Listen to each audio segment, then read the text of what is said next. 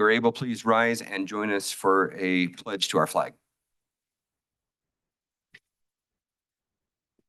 I pledge allegiance to the flag of the United States of America and to the republic for which it stands, one nation, under God, indivisible, with liberty and justice for all.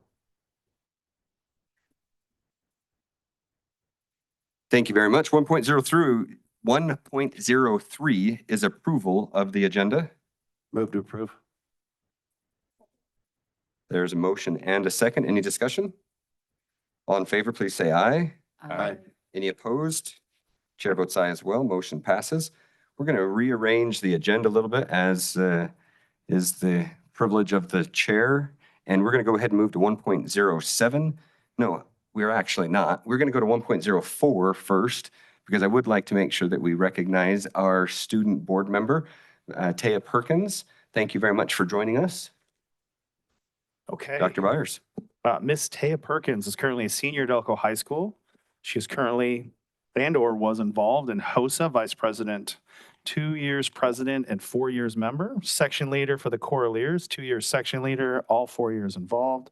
She's on varsity track for 3 years, honor society, honor secretary, first year as honor secretary, involved for 2 years. The Elko High School Echo editor, 2 years as editor, involved for all 4 years. EHS volleyball, involved for 3 years. Enrolled in AP dual credit and honors courses, student at GBC her second year. After graduating high school, S.T.A.R.S. plans to go out of state for college and go into nursing with her goals of being a traveling nurse. Miss S.T.A.R.S. Perkins. Welcome.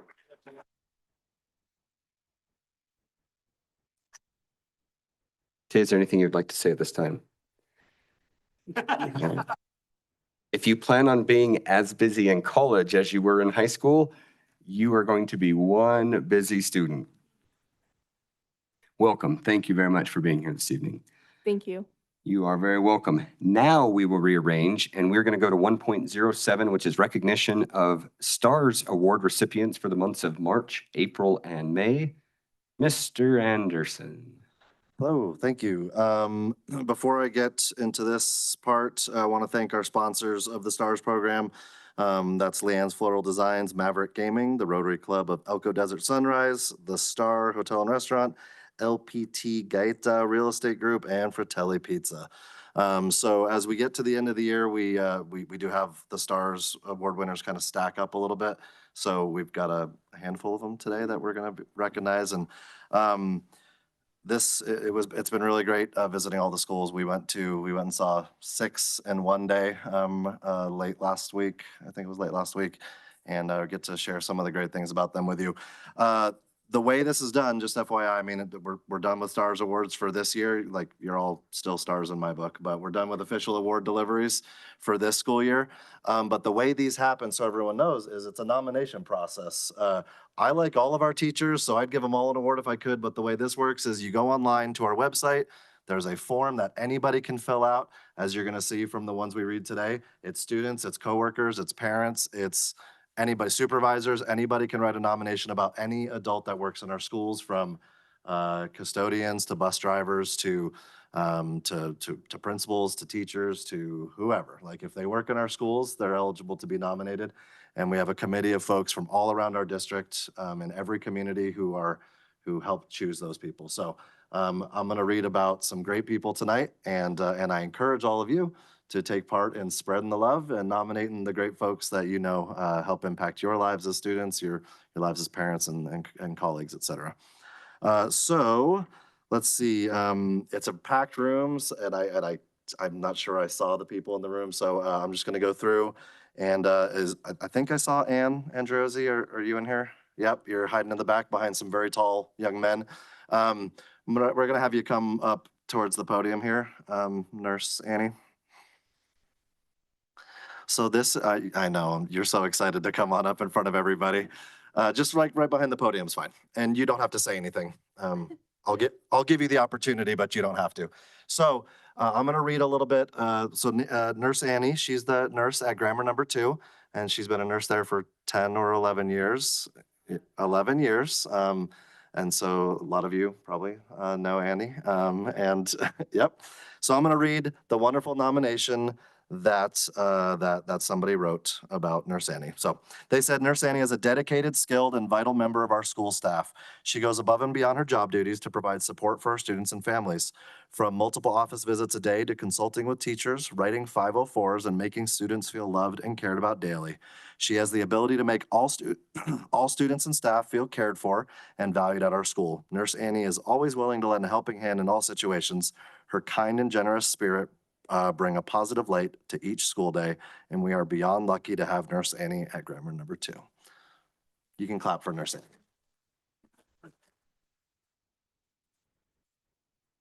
Do you have a speech you want to give or no? With the people I work with, there's so many wonderful people I work with. So like you said, they all deserve this. So Thank you. They're going to want to shake your hand before we move on to the next one. Yes. Yep.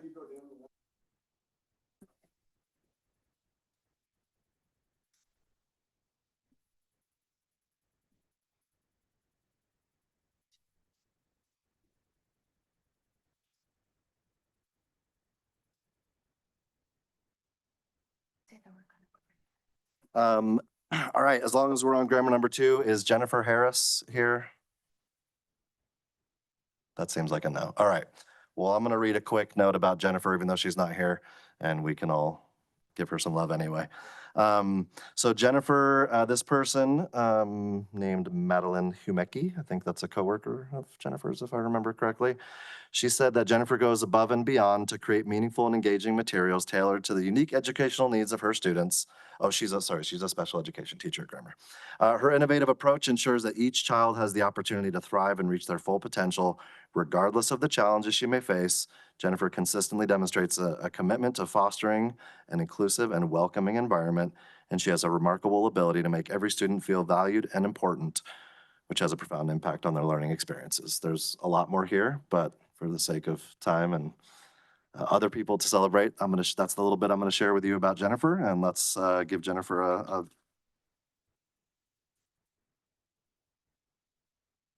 All right, next up, Mac, I think we have some people online, hopefully, is Lorena Rojas joined with us on Zoom? Yep. Can we see her? Should have been more specific in my questioning. There she is. There's the smiling face of Lorena. Hello, Lorena. So I'm going to read. So Lorena is a special education paraprofessional out at West Wendover Middle. And I can't tell you how many drives we've made as a S.T.A.R.S award committee out to West Wendover or out to Jackpot or out to Owyhee or anywhere. And they're always like, you drove all the way out here just to drop this gift off? And the answer is yes, of course we did. So I got to see Lorena last week, and Lorena is exactly what, like when I met her, I was like, oh yeah, this is totally what this is describing. She's such a wonderful person.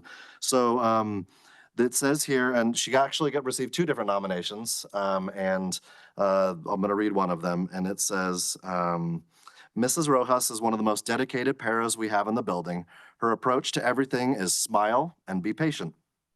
She accepts every duty and works tirelessly on behalf of her students. If you ask her to do something, her answer invariably will be, I don't mind doing it. She emits positivity as she goes about her duties and assignments. She knows all of her students' personal situations and is incredibly patient as she pushes in from class to class. She rarely gets to take a break and almost is always one of the last employees of the building every day. So thank you, Lorena. Let's give Lorena a round of applause, please. Thank you. Lorena does live in Wendover. In West Wendover, I gave her the option to Zoom in, and I'm so grateful that she did that tonight. Did you have a speech prepared, Lorena, or are you just going to smile like you always do and wave goodbye? I just want to say thank you. I appreciate it. With a smile and a wave. Very good. Thank you, Lorena. You're awesome. Have a good night. Thank you, You Lorena. too. And consider this a virtual handshake by the board. We appreciate what you do. Thank you. Thank you. All righty. As long as we're finding people online, Mac, is Sarah online as well? And can you put her on the screen? Nope, Sarah's not here. Oh boy, I'm gonna give Sarah a hard time. I gave her a hard time anyway, but no, I'll definitely give her a hard time. Okay, well, you know what? I'm gonna read something about Sarah anyway. Sarah received 7 different nominations. Oh, sorry. Blois is her last name. I apologize. Obviously, I know Sarah. That's why I keep referring to her as Sarah. Mrs. Blois, Miss Blois, is a 6th grade teacher at Flagview Intermediate. She's a phenomenal teacher there. She teaches 6th grade.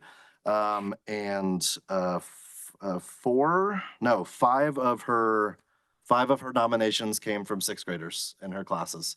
I'm going to read, I mean, they're all pretty short, so I'm going to read a few of them.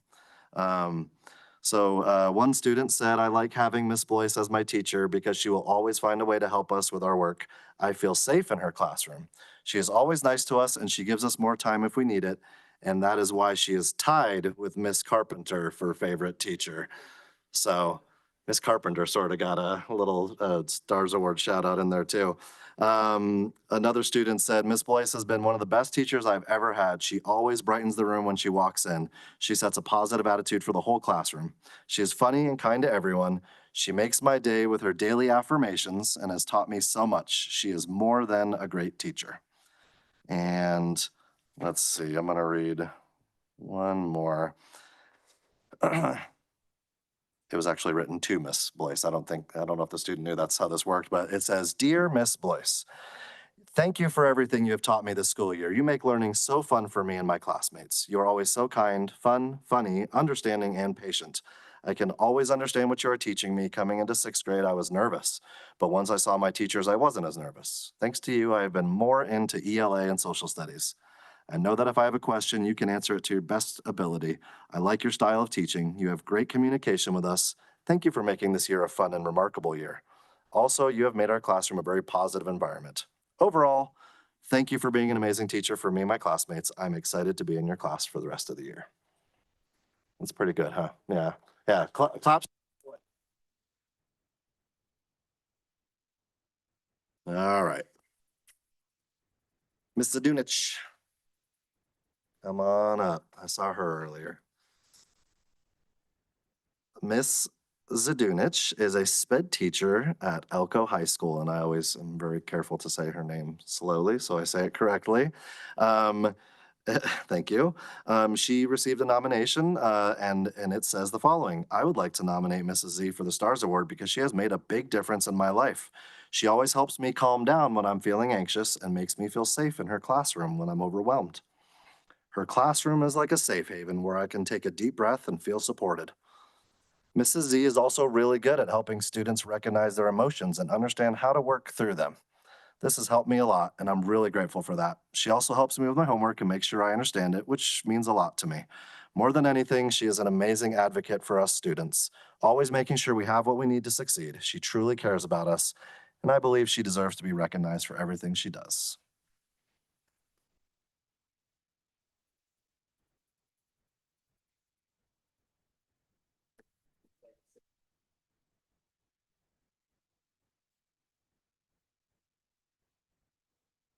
Amazing student. And they have an amazing teacher. Thank you.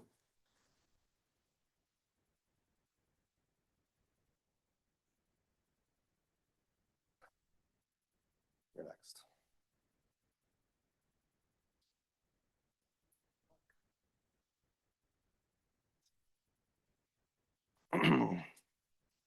All right. Next up is Miss Rosie Boatman.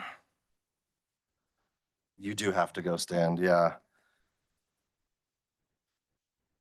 So Mrs. Boatman is a secretary at Sage Elementary School, and my friend, and I really I love her and her family, even her husband over there. They're all great people, and I'm glad you could make it tonight, Brian. Rosie or Roseanne, she received 2 different nominations from coworkers at her campus. And I'm going to read one of those, which was like a covert operation by 4 teachers who collectively nominated her in one nomination. And so they said the following: We are honored to nominate Rosie Boatman for the S.T.A.R.S Award. She consistently goes above and beyond to support others, demonstrating extraordinary kindness and a willingness to help wherever needed. Her warmth and positivity are contagious, bringing light and joy to the workplace. She has a remarkable ability to make everyone feel welcomed and valued, creating an inclusive and uplifting environment. The kids adore her, and they do. The award was presented during lunch, and the kids were so psyched that it was her. So the kids adore her, and she serves as a true cheerleader for both students and colleagues. Rosie's dedication, generosity, and genuine care for those around her make her an invaluable member of our team and a deserving recipient of this recognition. And just, again, I've known her for a little while now, and she, like, the smile and just the happy demeanor you see on her right now, it's the only thing I've ever seen. And she's just incredible. What a great person. I was delighted when I found out she got the job at Sage because I knew how lucky they were all going to be, and everyone else realizes it now too. So congratulations, Rosie.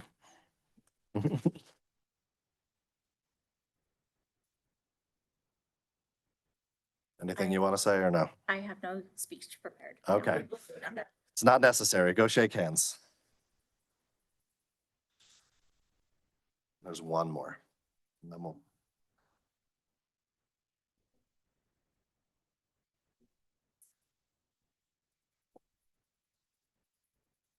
All right, and is Amy Drost here? She is, okay. I figured you were gonna be here, and is Paley, is she in here too? No? Oh, there's, hiding back there, come on. Did you wanna read what you wrote? Okay. Mrs. Drost, art teacher at Elko High School, formerly art teacher at Mountain View Elementary. She also received 7 different nominations for this award from various people, I think 4 of which came from her own students. And one of our students insisted that she be here too. We wanted to include the students when we presented, but the timing just didn't work. So, but we did get to present the award in front of a bunch of colleagues along with Ms. Sadunich.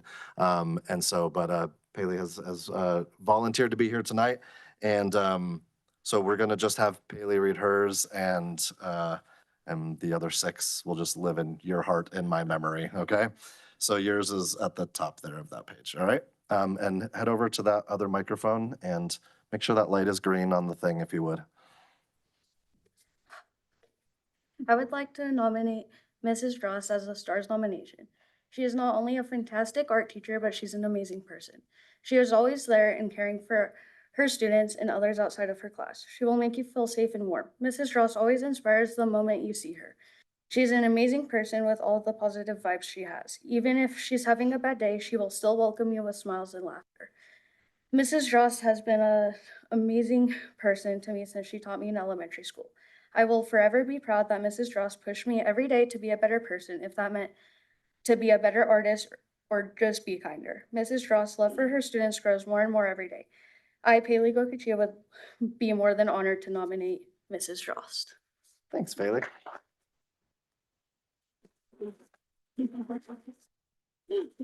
What fun for Mrs. Drost to be able to have a student in elementary school and then move up to high school and continue to see the progression of a student from a young age to now a grown young woman. And so, did you have anything you wanted to say?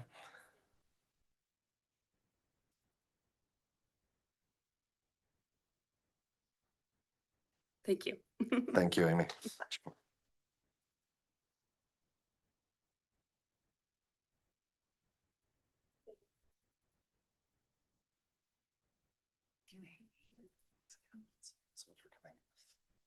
And one more thank you to all of our sponsors who I named earlier. And yeah, usually we do like 1, 2, maybe 3 of these at a time. So to do 6 or 7 was kind of abnormal, but a lot of fun. So thank you to all the sponsors. Thank you to all the people who nominated, to our S.T.A.R.S Award winners, and our trustee, Adriana, for helping kind of coordinate all this effort. And it's a great thing we get to do.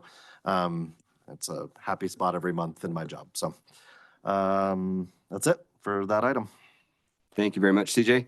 I know that at least one of you needs to head back out and get ready for a performance. So if anyone needs to depart at this time, you're welcome to. And those that are still in the hallway, you're welcome to come on in and find spots inside, because next we're going to go to 1.05, which is recognition of our spring sports state champions and or academic state champions. And we have a lot of recognition this evening. So here's what we're going to do. We're going to try to bring up the coaches first.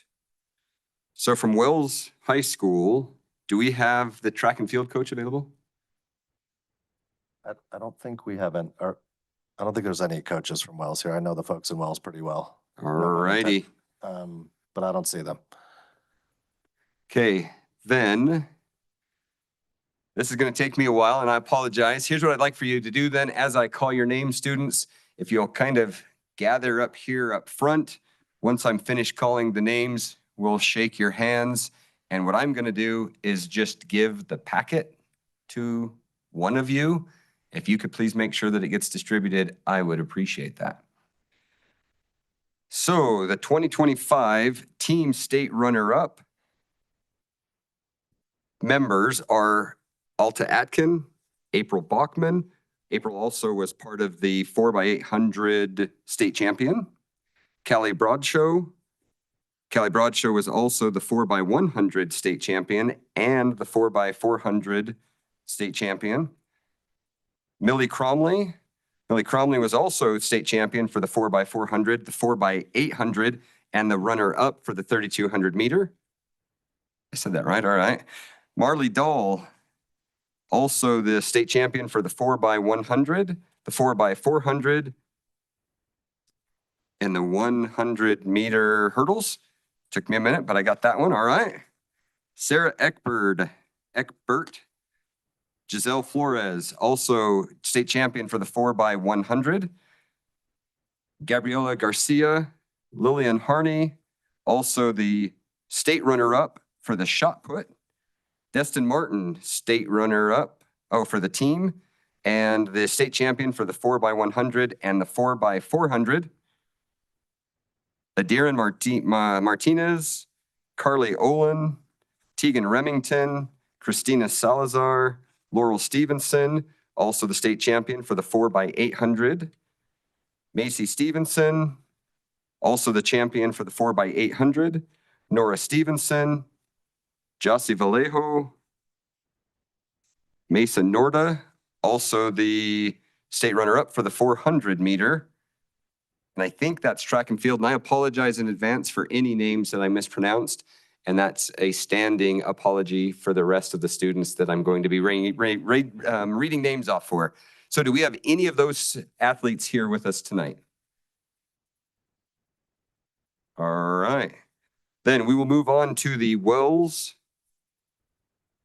softball team, the 2025 team state runner-up. Members of the softball team include Evelyn Walls, Adriana Aguilar, Grace Otto, Andrina Mercado, Chloe Del Rio, Ariana Rodriguez, Giselle Rivas. Hitzel, yep. Giselle, okay, Rivas, Arabella Martinez, Stacia Hansen, Jess Wright, Maite Casas, and Avery Safford. Congratulations to those ladies as well. Do we have any of those ladies present? All righty. Should probably keep these separated. There's that one. Thank you, sir. All right, we will move to our Spring Creek recognitions.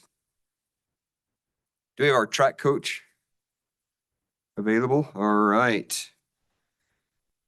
Then for our Spring Creek High School girls track and field, the state champion for 2025 in the pole vault is Sophia Dorohov.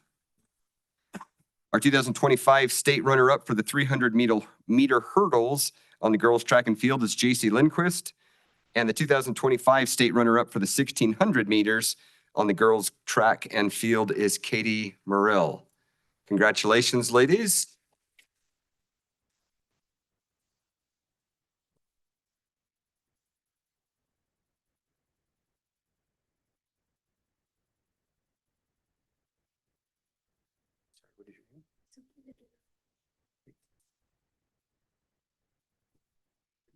two more. If you can deliver those, go ahead and shake hands and come on back.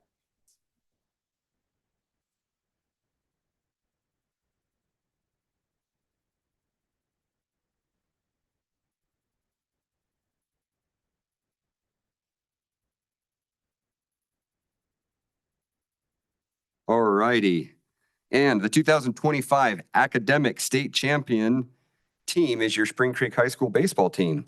The following are members of our Spring Creek High School baseball team: Joseph Bright, Ethan DeFever, Bryson Denny, Norman House, Daniel Manhire, Maddox Madigan, Chase Merritt, McCoy McCarter,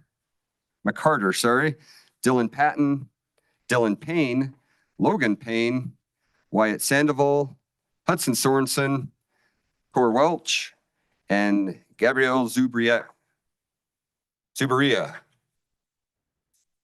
Congratulations.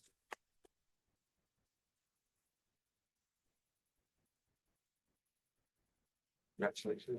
Really, those I'd appreciate. Thank you very much. Congratulations. Well done. Good. Well done. Good. Congratulations. Good job. Congratulations. Good. Congrats.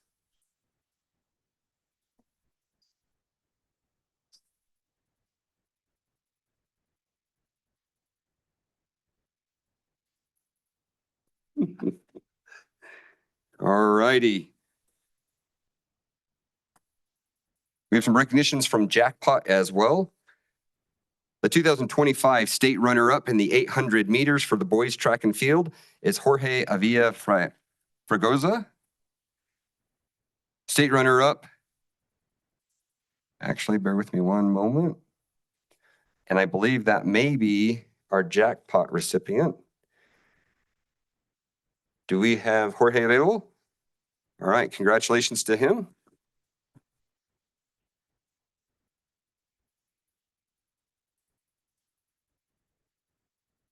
For Carlin, the 2025 state runner-up in the 4x400 meter relay. The members of that team for the girls track and field are Jaden Lofton, Emily McNamara, Sophia Cantrell, and Mercedes Malone.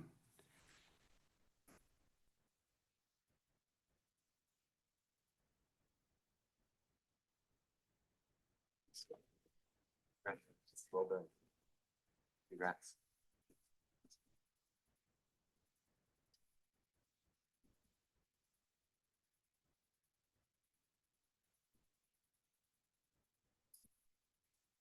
And had I been better organized, I would have had this one ready to go as well. The 2025 state runner-up in the 4x800 meter relay for the Carlin High School girls track and field, Mercedes Malone, Sophia Cantrell, Jaden Lofton, and Emily McNamara.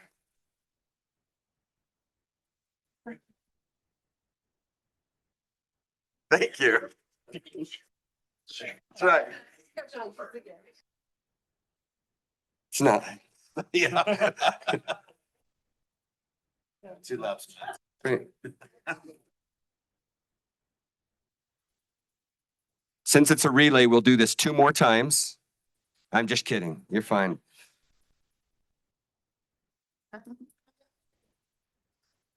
The 2025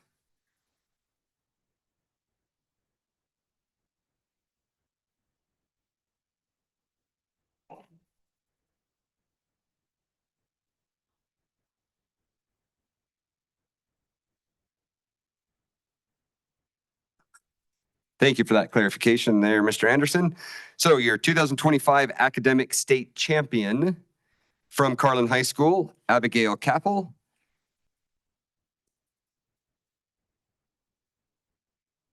Callie Schultz. Kaylee, thank you. Alexandria Wiggum. Those three ladies are all with our Carlin High School softball team, and Landon Maffo is with our Carlin High School baseball team. All four are academic state champions.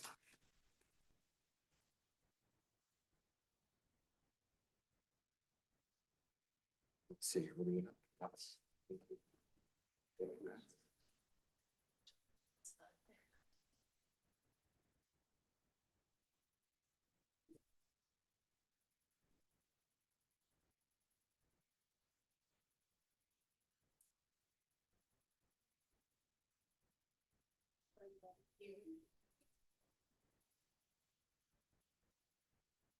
Okay, one more folder.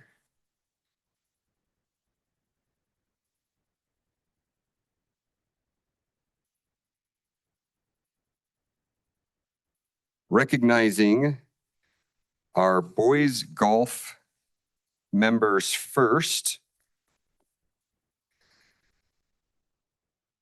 The team champions for golf this year, 2025 Elko High School Boys Golf. Congratulations to the members, Tor Eckert, Bowden Goikachea. Bowden was also the 2025 runner-up state champion. Logan Inskeep.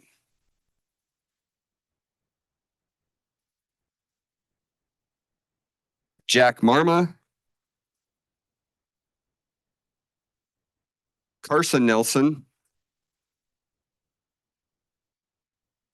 And member of the champion team and also the individual state champion, Caleb Nielsen.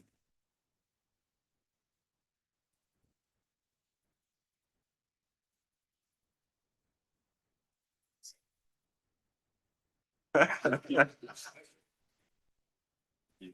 done, Tor. Great job. Good job, Bowden. Wait, there. Good job, Logan. Hold tight. There. Well done, Jack. Congratulations. Well done, Carson. Congratulations, Derek. Well done. Good to see you.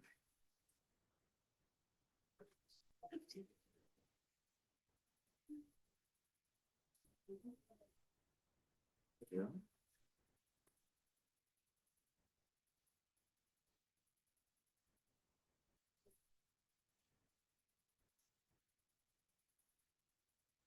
Moving to our girls track and field, your 2025 state champions for 4x800 meters, Brielle Cooper,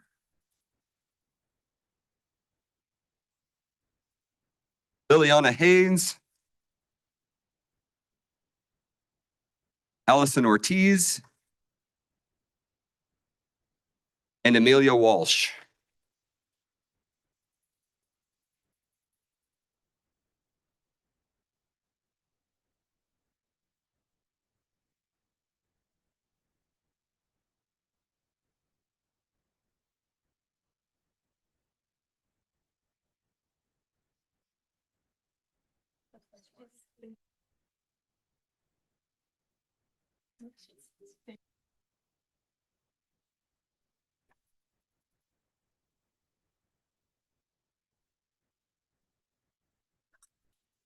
And our final recognition for this evening from the Elko High School Boys Track and Field Team, your 2025 individual state champion for not only the 300-meter hurdles, but also the 400-meter, Octavian Cordova.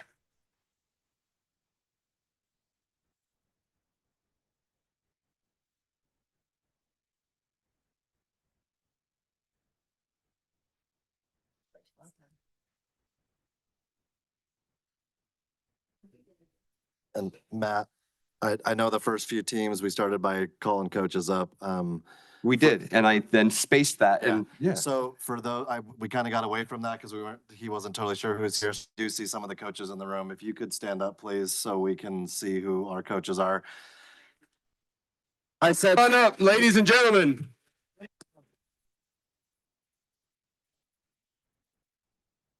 coaches, all come on through because come up front, please. we want to recognize you as well. So we've got our Elko High track and field coaches here. We've got our boys, Spring Creek boys baseball coach there. That's our Carlin track coach. And we've got our golf coaches here from Elko High. Come on through and shake hands, please.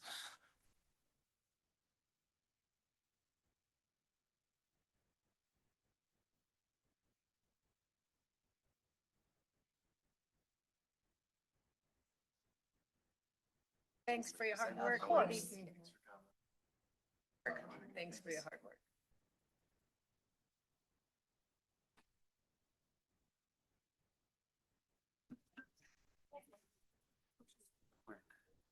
Congratulations to our coaches, but also to our student athletes. Thank you very much for representing Elko County School District so well. Let's get one more round of applause for all of our athletes.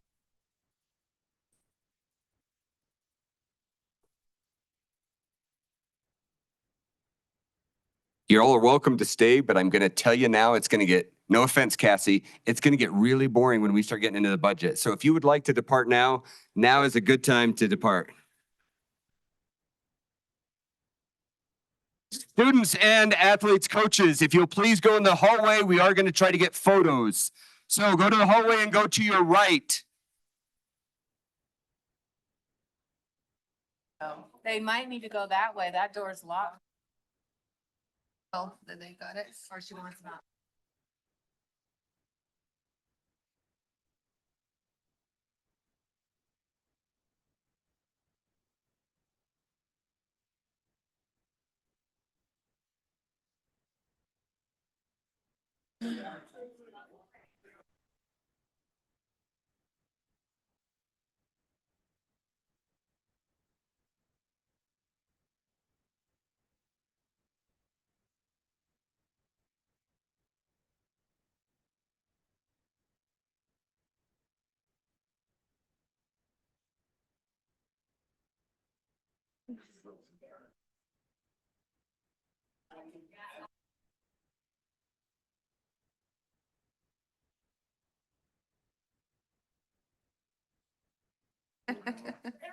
Yep, or one side of them.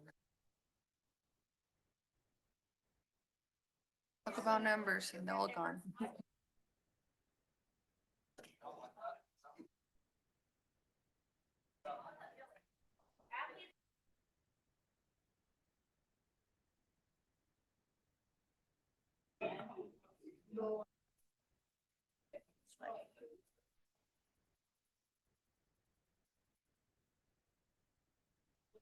I also want to take this time to recognize, and I apologize for failing to do so.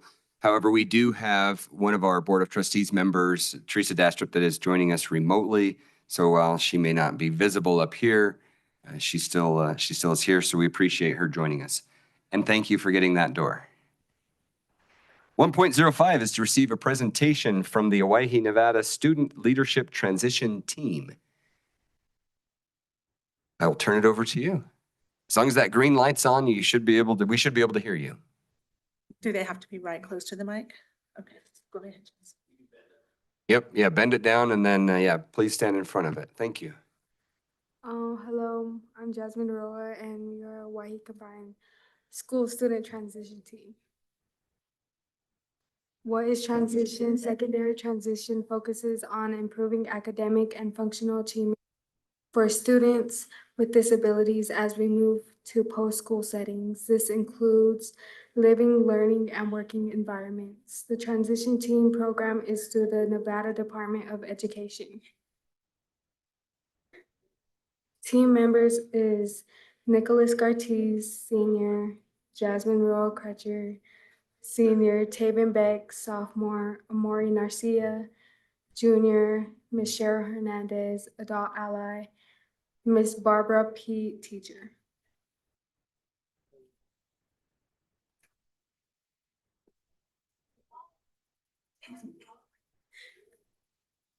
Hello, my name is Nicholas Gartiz. I am a senior. I will be attending Treasure Valley Community College, majoring in information technology, and I like all types of genres of music. Our transition activities were Red Man Trout Genetic Study, Beaver Relocation Project, Owyhee River Project, Energy Audit, campus visits with laboratory experience, and art, education, and writing.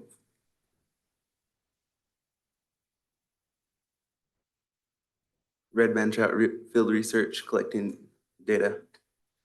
We shocked the fish, caught them in nets, and took a sample from their gills and took their picture. Red Man Trout genetic research. We visited Idaho State University, analyzed results at the Idaho State University Genetic Lab. Mentorship, Dr. Edward Keeley, PhD, and Josh Miller, graduate student.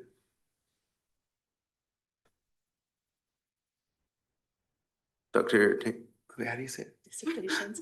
Doctoral dissertations. We were able to watch them live in the classroom. The project also tied directly into Nevada Science Standard HS-LS 3, covering genetics vocabulary and data analysis. Beaver relocation project, relocating beavers to mountains so they can replenish groundwater. Dr. Edward Glenda, our mentor. North American Native Research and Education Foundation. Chris Cleveland, Habit, Shoshone, Paiute Tribes, Tyree, Tribal, or Tyree Lee, my bad. Environmental Protection Agency. Ongoing project that will continue with next generation. Our work was published. Beaver as Educator, a summer youth program for Native American youth.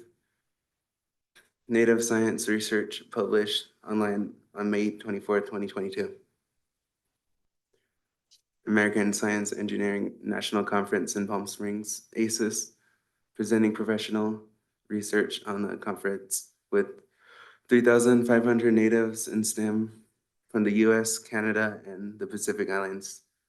Don't be afraid to try new things. Ask people for help. They will most likely say yes. Be courageous. Learning both sides of the issue. Thacker Pass, Lithium Mine, Lithium America, people of Red Mountain.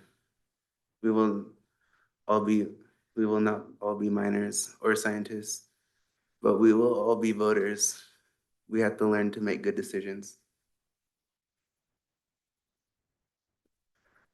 Learning from our elders.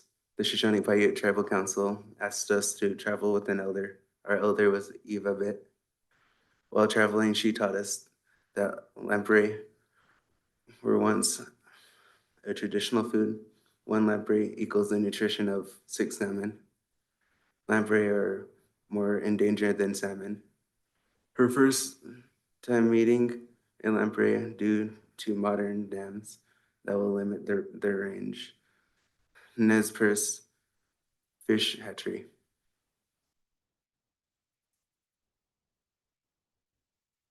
And this is all my research that I did for my engineering with the fish box, but it didn't go according to plan to catch the fish for hatchery, right? Spawning. Spawning. Energy audit, Shoshone Paiute Tribes, Warm Springs Consulting. The goal is to locate areas when energy is being wasted and they recommend ways to reduce energy use and cost. Buildings we looked at, the healthcare clinic, food distribution warehouse, cultural center, and the airport. Skills we learned, field work, technical analysis, collaboration, hands-on work, and communicating.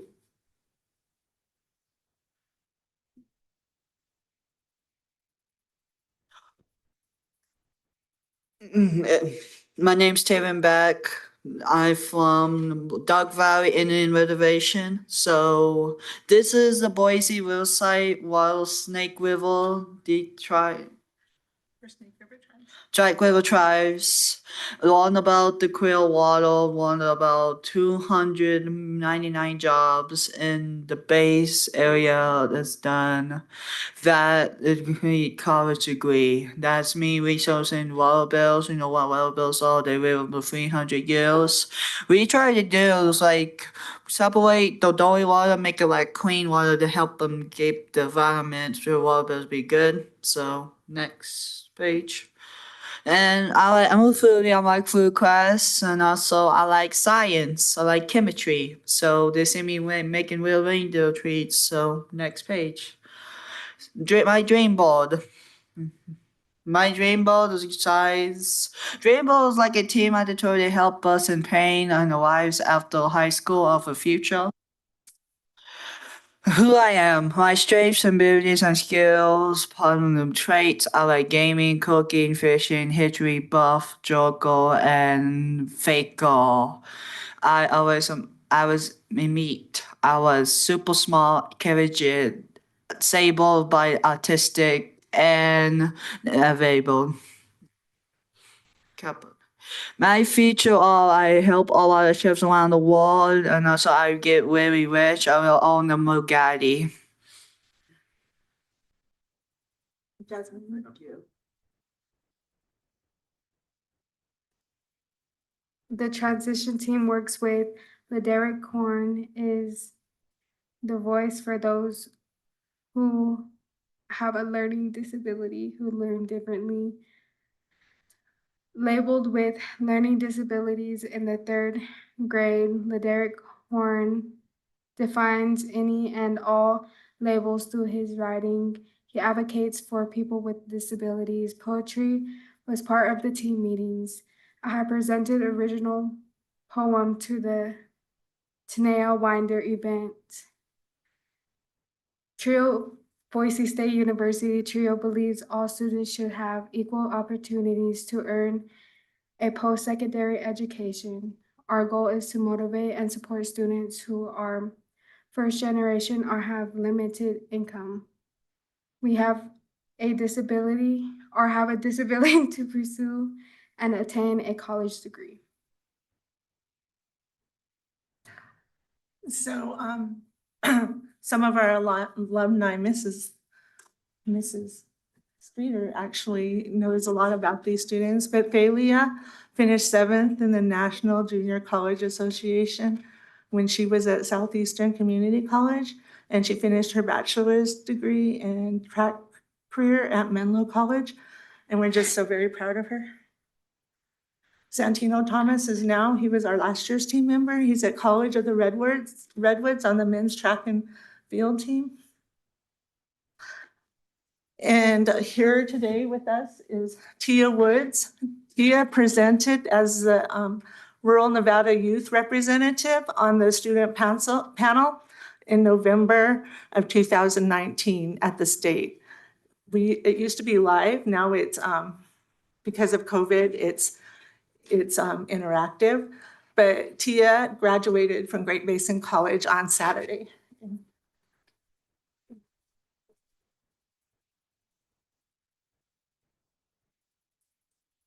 So we just, as a group, we want to thank you for giving us this opportunity to share these activities with you.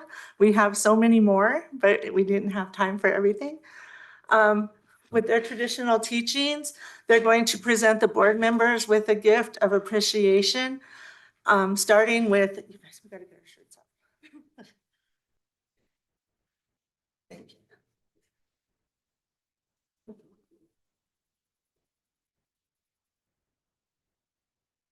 We're starting. I'm gonna go get this one. Starting, you can give it to him, David. He's right there. Mr. Clayton Anderson. This is original art on the shirt, and the Shoshone interpretation in this shirt means all of us together. And, you know, we want you to own this. And we thank you so much for the buses, for the opportunity to take part in these, the IT, all of the things that make our students successful. Who else do we have? Susan Neal. You also get a shirt that has Susan's right here. Also a student artwork, just was from ours. It has the same words on it that means all of us together. Josh, our partner is TIFO International.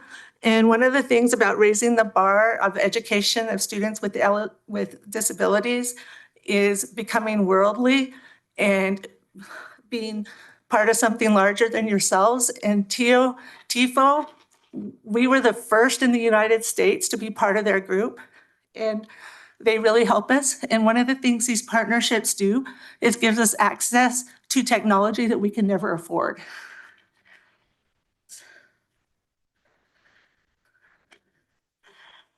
Do you guys have names on those? So we have one for this one you can give to Mr. Anderson. It's for the lady who is remote right now. And if you want to show them the shirts, Nick is wearing one. There are Beaver Buster shirts with the native flair. And yes, also native artwork. So you guys are all going to be wearing some art. Who is that one for?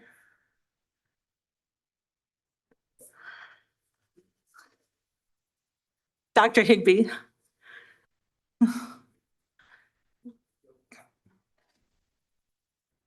Matt. Matt, you get a Beaver Buster. You know, these students have been out there. I think we also do Lex on Lex County's Brooke Ballard.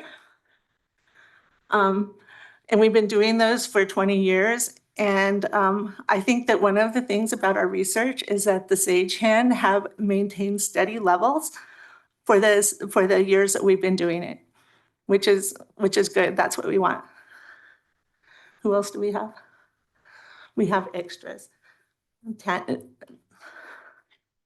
This one was Leanne's. Let's give this one to Tanya. We can give Leanne hers.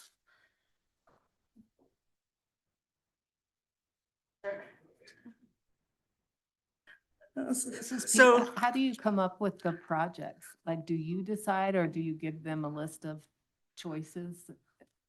And then they decide what they want to do, or how do you do that?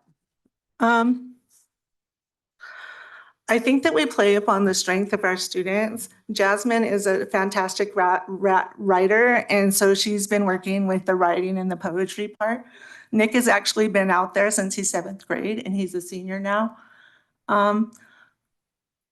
When someone moves to the community and they have a skill, I go and hit them up. Hey, I have some kids, they need some job skills. Do you want to work with them? And it's actually helped with a lot of relationships that are ongoing, long-term research. Nick's project that we just finished up was the fish genetic project. It was amazing. We've actually watched 3 PhD dissertations in our classroom in the time that he's been in high school. And so the challenge is, and he said it didn't go very well. The challenge is that we have to get out there for his fish box, and we need to find a red band trout that's ready to spawn. And we have to find another one that's a male. And we've been out there, but it's been hard. But you know what? We're not going to give up. Did you have any more questions? Well, I had a quick question, Nick, about the fishing with electricity, but maybe we should talk when I'm up there for graduation. No, it's okay. Go ahead and ask him. Just how effective it is and what the process on that was. That sounded just real interesting to me. Just tell them that you shocked it and that it doesn't. Oh, we just shocked it and it doesn't hurt them. Yeah. Yeah.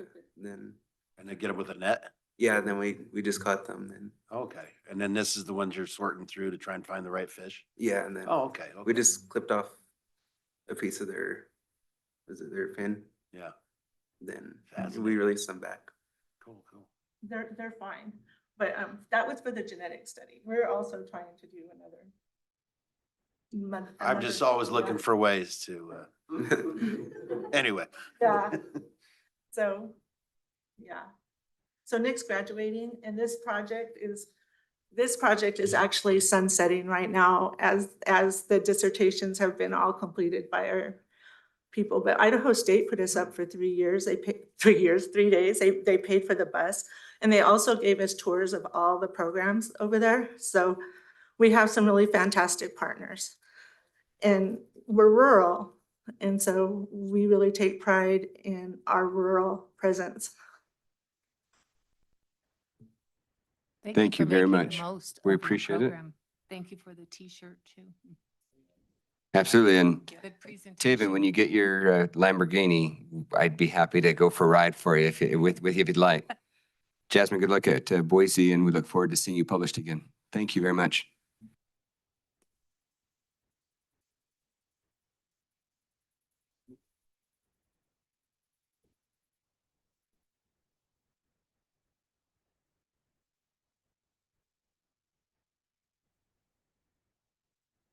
Thank you.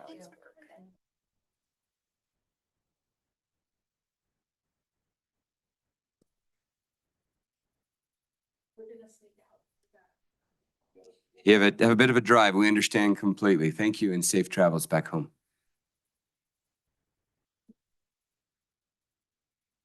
Jeff and I, who else is going to Owyhee?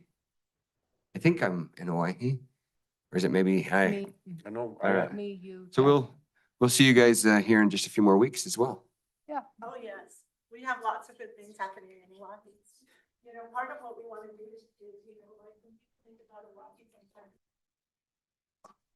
But what this team wants to do is change that. Narrative. We're engineers, we're scientists, Nice. we're writers. All of it. Thank you. Safe travels. 1.08 is to receive a presentation from our Adobe S.T.A.R Academy staff. Come on down. Welcome back. Well, hello. So hi, I'm James Brawley. I'm the math teacher for the S.T.A.R Academy at Adobe. We just wanted to give you guys an update after the first year. So S.T.A.R Academy is a school within a school. So we have 80 students in 4 core classes: math, social studies, English, and science. Yes, another. So they have an hour-and-a-half class instead of an hour class. It's been a good experience. So I'm going to do a teacher experience real quick and then have 3 of our students tell you what their first year was like. So it's billed as at-risk students for graduating. That's what the program's built as. So we had a little bit of struggle with students accepting that at first. They didn't realize they were going to get the same standards, same materials that the other classes would have got. So we had to get some buy-in from them for that. As the school year went on, it was cool to see the kids blossom. So I think the first couple weeks of class, I asked the students, okay, who likes math? I think I had half of a hand raised. I asked who thought they were good at math, probably about the same. And then just as we went through the program, getting to know the kids, talking to them, you could just see their confidence building. And so asked the same question a couple of weeks ago, and I got a lot more hands. So it was really awesome to see that. And the other teachers have had the same experience. The difference between like the regular classes and S.T.A.R Academy class is the amount of hands-on material. And I think that was a much better way of teaching this group of kids. So they would get the regular lessons, and then they would get a project that would let them apply those lessons, and doing it hands-on gave them a lot more success. So we have 3 students. All 3 come up, please.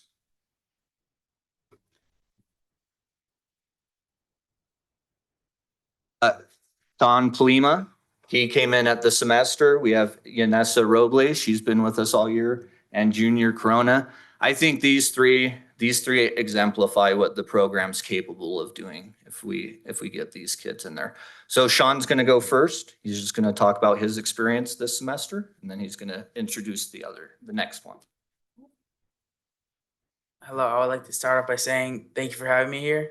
And I would start off by saying my last year was come more difficult, and I had no time, or I did have time, but it was I always had kind of bad grades, and I'd say do have more homework at home instead of doing other things. And then instead this year I got to meet my amazing teachers, and they're when I need help, they directly tell me my help. Sorry.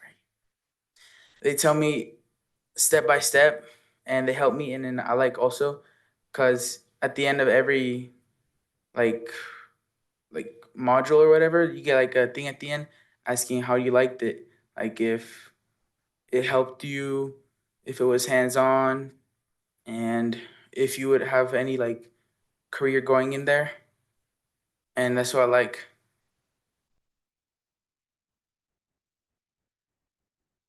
Thank you.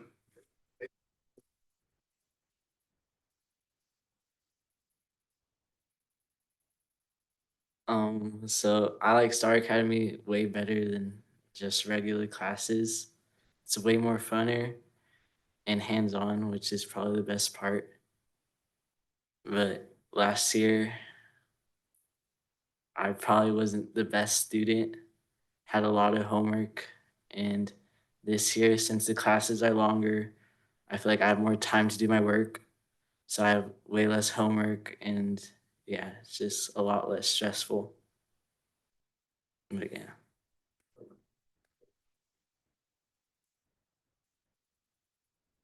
My seventh grade year was not the best. I was not the best student. I never really tried in any of my classes, and I did not pass any of my classes coming into eighth grade.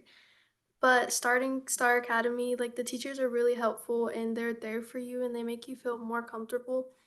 And like they make you feel more comfortable to ask questions when you need the help. And the work is really like hands-on and it like walks you through step by step like the process of doing that work and how different things work. And the teachers are really, really helpful. Like if you ever need a then the sorry. And the classes are a lot smaller, so like it's more like one-on-one with the teachers. And so if you ever really need help, they make you feel like a lot really comfortable enough to like talk to them if you ever really need help with any of the work. And it just really helped me. This year I'm passing all my classes and I understand the work more, just based like on how it is taught. And it just really helped me out this year. Thank you.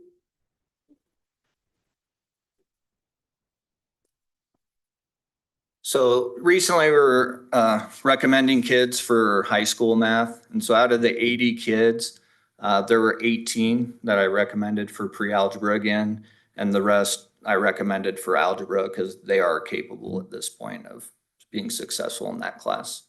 Do you guys have any questions for any of them? I will. When you say hands-on, what do you mean by that? Like, what's an example? An example is right now the module that I'm in. If you'll come up to the microphone, that'd be great. As an example, the module that I'm in is like a science experiment where we get to decide and learn how plants grow and what like the conditions are for growing. And so the module I did before that was a fire experiment where I learned how fire conduct or how steel and metal and all that, what type like what's the best conductor for conducting fire. Sounds fun. Anyone else? Please. I don't have any questions, but I would just like to say I have had the chance to tutor aid at Adobe this year for the choir class, and I have worked with some of your Star Academy kids, and they're a joy to work with. Yeah, thank you. Thank you very much. We appreciate your time. Through this, have you found a career that perhaps you didn't think you were interested in, but now perhaps you are more interested in exploring? Not yet. Okay, not yet. All right. Okay, well, thank you very much and keep up the good work. Anything else? Just thank you, and thank you from admin down for taking the chance, because it's always a risk when you try something new. So from students to teachers to admin, thank you for giving it a try, because it sounds successful, and that's great. Yeah, I wanted to echo that thank you. And it's nice seeing you guys. You said you weren't like too keen on school a year ago, but now it seems like you're actually excited to go to class. It really shows. So I'm glad to see that. Thank you, Junior, Sean, Yanessa. Well done. Good job.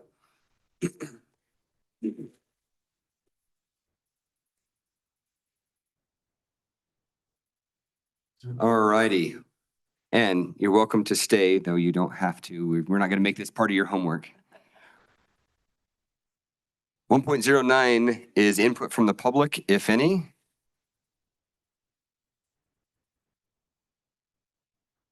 All right, seeing none, we will move into section 2, discussion and action items. 2.01 is receipt, review, and possible acceptance of the bid for the old central office re-roof project in Elko, Nevada, submitted by State Roofing Systems Incorporated, and the conditional award of contract to that bidder. This is for possible action. Mr. Stulke. Good evening, guys. Yeah, so we had 4 contractors look at the project. We got 3 bids, which is great for Elko. And so we had a great bid at $226,449.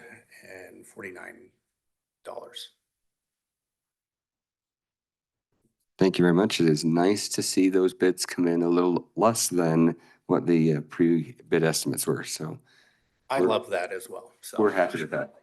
Should be a first in a long time, anyway. Yeah, it's real nice to see. Any input from the board, or what is the desire of the board? Looking for the motion here so I can. Do you have it, Jeff? There it is. I moved that the board accept the best bid for the old central office re-roof project submitted by State Roofing Systems Incorporated and conditionally award the contract to that bidder, subject to the timely submission to the district legal counsel of all documents required by the instructions to bidders, including number one, the signed contract, number two, proof of required insurance, three, issued performance bond, and four, issued payment bond. Is there a second? Second? All right, Susan, was that you or was that Adriana? Okay, Adriana, thank you very much. Further discussion? All in favor, please say aye. Aye. Any opposed? Chair votes aye as well. Motion passes. And just for the public out there, want to make sure that folks know, one of the reasons that we have a prepared motion on this is that if the board decides to move forward with this due to legal requirements, it's very specific in how we do that. So it is rare that we have a motion that's already prepared. And so I want to make sure that folks know this is for legal reasons to make sure we get everything in there. So thank you very much. And congratulations to our bidder. We look forward to having that project done. Thank you for your time on this as well, Mr. Stolke. thanks, guys. 2.02 is receipt, review, and approval of the final budget for the FY 2025-2026 school year. Mrs. Stolke, we'll give this one to you. Hello. Now that you scared everybody away saying it was going to be so boring. Sorry. I know you and I love this and we get excited, but I think most of us, most of the rest of the board and most of the audience may not Not get so that excited. thrilling.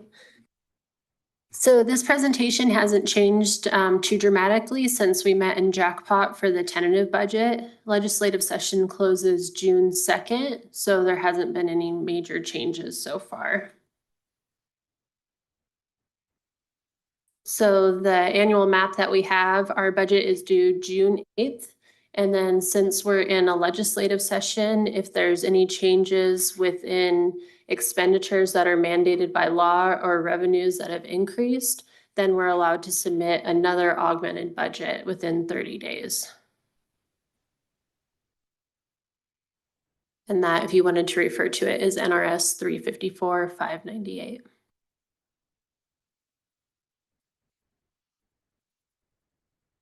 Sorry, Cassie, just to confirm, that is only in legislative years that we have that second Correct. buy-in. Yep, Or correct. not buy-in, but okay, thank you. So here's the graph of the revenue and expenses from 2022 up to 2026. You can see that this year, our expenses are actually higher than our revenues. Revenues have been pretty much budgeted flat within the governor's projected budget. So, and then with the PERS increase, as well as merit increases, insurance, right now we're going to have to dip into our general fund.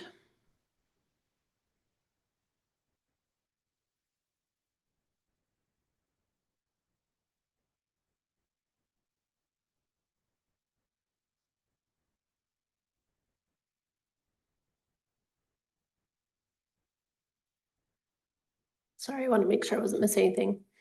Okay, so last year we ended. Sorry. Okay, in 2025, we started out our ending fund balance at the beginning of the year from 2024. We started out with 12.9 million.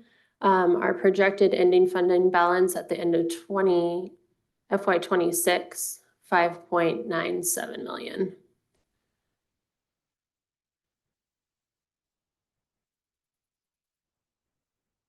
This is just a graph to show you where our general fund expenses actually go. 78% is budgeted personnel.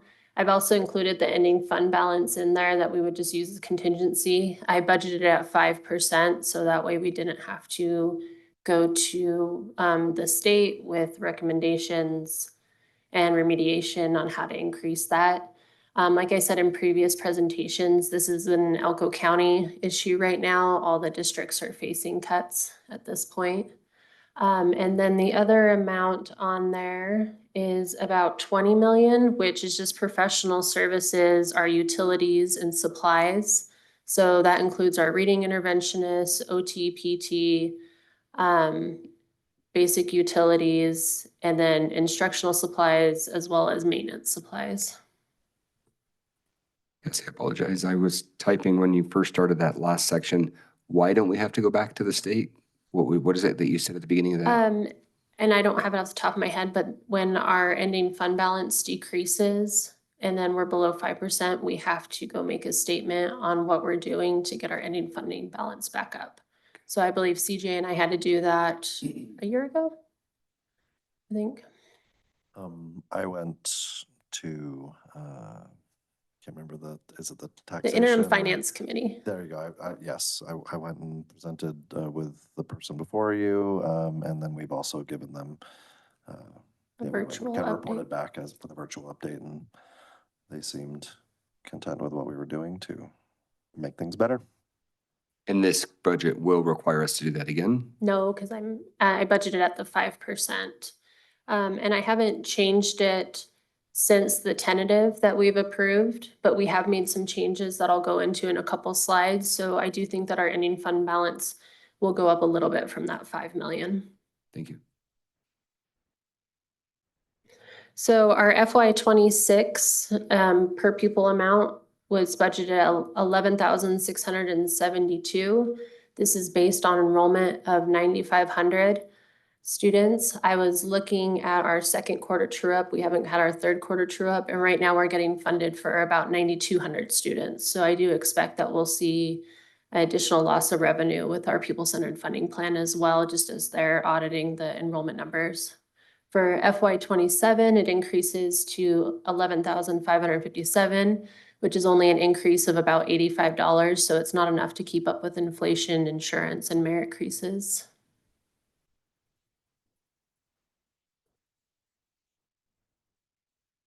So things that we've done so far, we've made cuts to operating expenses up to 35% in consumables.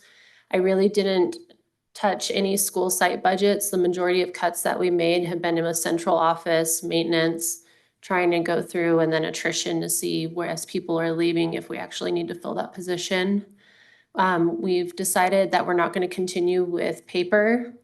Our central office budget cuts have gone up to about 20%. The attrition that I made, we've also worked with our insurance committee, and we're making some changes within their independent premiums and a few other items that'll come out. And that should save us, we're hoping, about $1.8 million per year, but that's not an exact figure. We'll kind of have to wait and see as people make changes to their plans and how it trickles down the road. The U.S. Department of Agriculture has changed the formula that we use to determine our lunch prices. So we did have to increase our minimum lunch price for this upcoming year. So we'll see a little bit of extra revenue coming there, where initially when I spoke to you all about the tentative budget, this year we were going to have to put in about $500,000 transferring from the general fund to supplement food service. We still don't have a final idea of if that Senate bill is going to pass, whether there's going to be university lunch in the state of Nevada or not. So we're waiting on that. And then as I showed you in the previous slide with the pupil-centered funding plan, FY27 is going to have similar challenges. Just across the state, the CFOs were actually thinking that it's going to be a little bit worse than this year. And Cass, just to clarify, the 200 students roughly that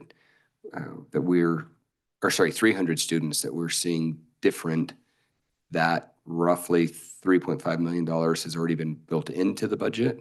Or are we going to see an additional drop of 3.5 once they true up?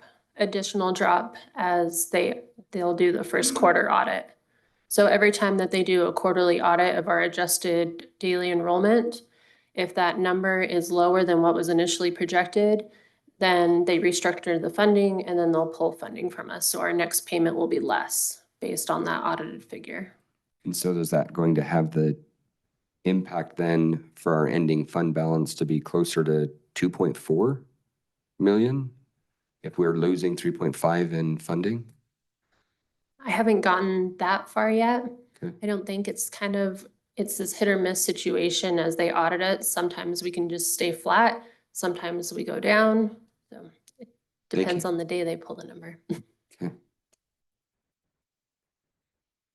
I have a question about the lunches. So do you know, is that funded if they pass this? Have you read, I haven't read the bill, so maybe you have. Are they funding it? Or they're just saying, we're just gonna pass that they're free universal lunches? I believe they're funding it. Okay. So I believe the state's funding it. Yeah, inherent in the bill, if it passes, would be that Nevada would fund those It for wouldn't be us. the first time Yeah, it legislators wouldn't be like dropped you're a all bomb gonna on pay us. for the lunches and make us do it. No, For sure. it would be them funding it from the state level. Okay. Thank It's you. Assembly Bill 268, if anybody wants to follow that.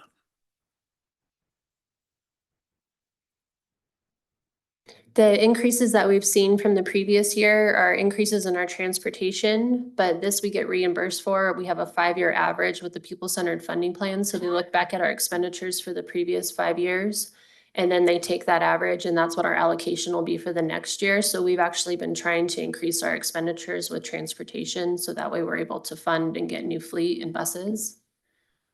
The PERS increase of 3% is estimated at $2.3 million. And then I budget about 2.5 increase in salaries and benefits to adjust for merit and longevity increases. We have an increase in the transfer out for food service, like I mentioned, and then also for special education. The general fund has also had to absorb the last bit of the COVID funding that we had. Our previous expenditures were, I think all of our COVID funds will be completely expended by September. So that's 1.3 million. As I said before, we've had to transition to a new ERP system. Ours is no longer going to be supported in March, and that's 170. That's just a one-time expense though. And then annually, the new ERP system is about 20,000 more than what we currently are expending. So total expenditures increased about $9.7 million.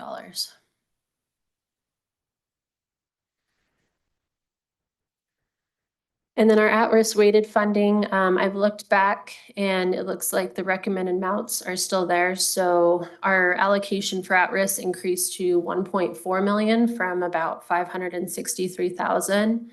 At-risk was previously cut by 400,000 in FY25. So we've budgeted very conservatively to prepare for future cuts. With the pupil-centered funding plan in the weighted funds, if a student qualifies as at-risk, but then they also qualify as an EL student, they will automatically fall into the EL student category and receive a higher weighted allocation. So as they're auditing and going through that as well, if we have students shifting categories, then they're also pulling money. So hopefully this year that isn't cut as much, but like I said, we've just kept the positions in there, and then we also budgeted the Cook Center and a 10% ending fund balance. SB 231, right now they've been discussing whether they were going to put it in our auxiliary funding, which is at a set amount. We got auxiliary funding for transportation, for special education, just certain categories of funds. The way that SB 231 was budgeted in the past was it was funneled through the grant management unit at NDE, where we would request reimbursements.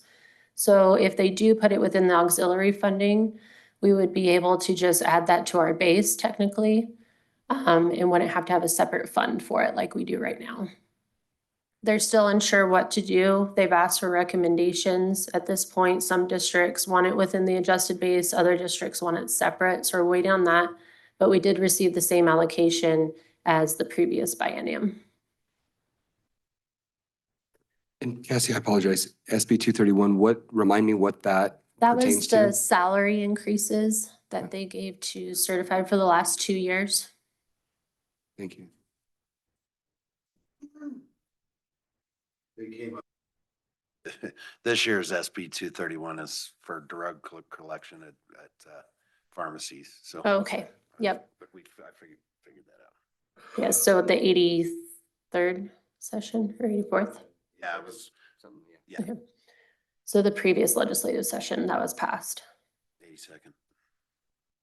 Special education, our revenue decreased by $50,890. We received an additional 13% over allocation from the state, which we're no longer getting. So that's the decrease there.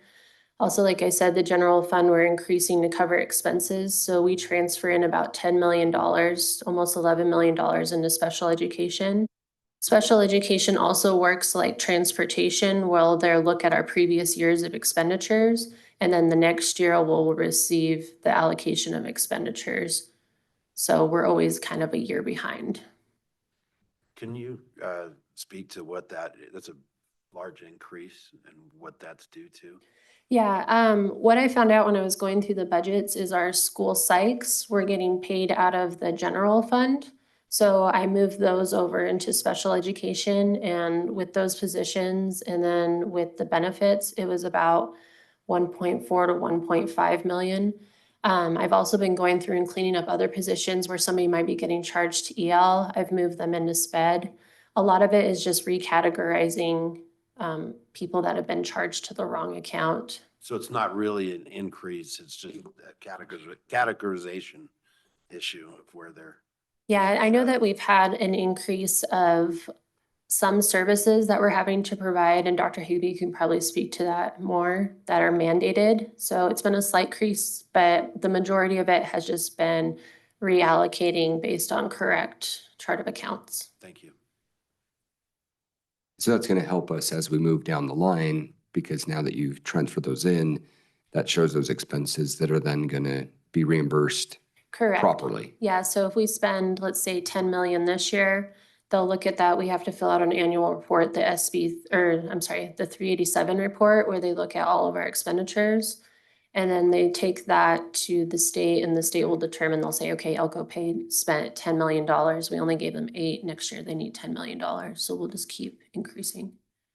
And is that transfer, is that almost $11 million transfer a one-time thing, or is that an ongoing, every year we're transferring? That'll be the one-time transfer for right now, for this year.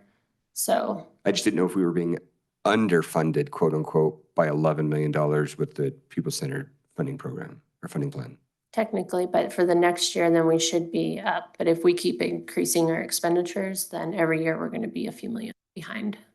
Okay, but hopefully not 11 million behind. No. Okay, thank you. No. I was just agreeing. It's daunting. You're not just balancing a checkbook. Imagine that. So. Yeah, and another thing too, we do get a SPED allocation in there as well, which is included in the 10 million. So, but what we have to do is, even though it's allocated to SPED, we're not allowed to put that revenue into our SPED account. We put it into our general fund account, and then we show the transfer going in. So part of that $10 million is actually revenue from the state. I know it's confusing. Okay, well, that makes me feel a little better. Yeah, so no, part of it is an allocation, like I'm saying, that's the reimbursable, the future year allocation. So the increase that we're putting in this year from the general fund is the 2.7, but the remainder amount is what we actually get. We just have to move it from one fund to the other so they can see the total expenditure and then balance the fund at the end of the year. Because it's too hard to look at a different spreadsheet. I get it. I'm sorry, never mind. That's not to you at all. This is. Yeah. No, I'll back you up. It's absolutely insane. Okay, sorry. Federal funding, so decrease of 4.6 million, mainly COVID funds. I recently went to the Brewman Conference, which is K through 12 legal group, to discuss federal funding and the future of it. I was pretty disappointed. It's still very unknown. For FY26, we're thinking that allocations will still be fairly similar. The main uncertainty is going into the next fiscal year. So as of right now, Megan Cox, our grant writer, she has been just decreasing budgets by about 20% and putting that in a holding contingency just until we get our final allocations from the feds and the state. And then if the allocations decrease, then it's not huge, doesn't take a huge impact on our schools and our principals. If allocations don't change, then they have extra money that they can work with. Cassie, how does that work on augmentation if, I think right now the federal government is funded through September, but they're still fighting through their own budget process. Mm-hmm. So if we don't get title funding and we have to augment prior to, when we get to the end of the year, is it still just a guess, or do we say, okay, this is the 20% that, that we've set aside and we're just now moving that back in and hoping for the best? So as of right now, our allocations are just using the previous year of what we received. And then based on the news that we get down, like, as I said, I don't think we'll foresee, there's a couple federal programs that we do think that will get cuts, but that most likely will happen in the next year. So keeping it flat and just holding that 20% will kind of give us the safety. I don't foresee them cutting many of the title programs. The ones that I do think are Title IIA, I think they might restructure that with the priorities. And then our Title III EL funds, there's been some uncertainty about that as well. Okay, thank you. Our buildings and sites fund, our earnings on investment for FY26, we project a loss of about 200,000. And that's just because we've been using that fund more now that we don't have pay as you go. So we have less money sitting in the bank earning interest. Our ending fund balance continuing on is being used to subsidize. And then for the FY26, we've reduced expenditures by about 122,000. Just to clarify, that earnings on investments projected loss, that's just a loss in revenue from previous year, correct? Not an actual, we lost money investing. Just compared to previous year. Right. Okay. Yep. Our capital improvement plan, formerly pay as you go, our opening fund balance FY25 was 14 million. I was projecting an opening fund balance of about 9.5 million for FY26. Right now, our ending fund balance is being used to just subsidize. We've cut expenditures down an additional $2.5 million to $6 million. And then, like I've said, the amount needed to maintain the district per year is about 15 to 22 million. I did receive the AB 519 notification of funding opportunity last week, and Matt, CJ, and myself did meet to work on the CIP plan today, so that way we can start applying for the matching funds. I've been working with the governor's office so we can start applying for those today. We also we're not able to actually use the tax levy from the county, but we do match our records with the county's finance system. And as of today, we have received about $4.6 million in our pay-as-you-go account that we can use for the match. So we're projecting about, at the end of this year, 5.4 million. So I apologize, to clarify, you said we can't use the levy from the county? Not until July 1st. Okay. They hold it for 1 year, and then we're able to access it July 1st. So if we submit the NOSA, well, I guess NOFO, if we submit for that after July 1st, can we use those monies then? Mhm. Or do we have to submit before July 1st? And I think we could even, the way when I was speaking to the representative from the governor's office, it sounded like we could apply now, as long as we can show that we've met the criteria, that we have the committee, that we've levied the tax, and we provide our funding plan and our budget. They'll start reviewing the application now. terrific, thank you. Cassie, what was the number you said after 4.6 million? I did an estimate in the average. It's kind of fluctuating on what comes every month, so I need to talk to the county about that, just why. But if I do the average, it's about 440,000, I believe. So it was about 5.4 million for the year. Which is right around what we've been talking about. By the time the year was up, we figured we'd have between 5 and 6 million, and that's what it's looking like. Our insurance fund, insurance goes up every year. So there's about a 7% increase per year. Our total cost to fund insurance is 24 million. The amount funded by our employees and retirees has been about 3.7 million. We budget 12 million, and then the difference is what we subsidize and then what we transfer in. So we've been making transfers in about 8.4 million to make the plan solvent. And I'll show you that when we approve the bank reconciliations. I'd like to just kind of walk you through that so you can see how that affects our cash at the end of the day. With the recent insurance changes, the transfer I'm hoping will decrease, but like I said, we're only hoping to save about 1.8 million, which is still a great number, but we're still gonna have to be making a transfer in. A quick question on the insurance fund and the total cost. Has that 24 million been pretty steady over the years, or was that a big increase this year? It goes up every year, but it also is just dependent on our claims as well. Like around COVID, we had a couple bad years with claims just because people were getting sick. Since we're self-funded, if few people have cancer diagnosis or they have extremely expensive prescriptions, we cover that. And Cassie, with the transfer in, I guess the decrease in transfer out be due to the insurance changes, is that a one-time, or are we expecting that annually? Going forward, we've talked to the Insurance Oversight Committee and getting in the habit, we haven't made any changes to the insurance plan since like 2011, I want to say. So we've made it very clear that we need to be a working group and we're not probably ever going to make the plan solvent, but we need to be a working group and communicate and every year work together to figure out how we can make the plan the best for our staff and our community, but as well as to help the district be fiscally responsible as well. So we're hoping that every year we can work together to just bring slight changes as the economy, the pressures of that, pharmaceutical drugs, everything increases, inflation. So we constantly need to be working on it. It's not just going to be a one-time change. Thank you. Mm-hmm. That's all I have. Additional questions from the board? Teresa, do you have anything?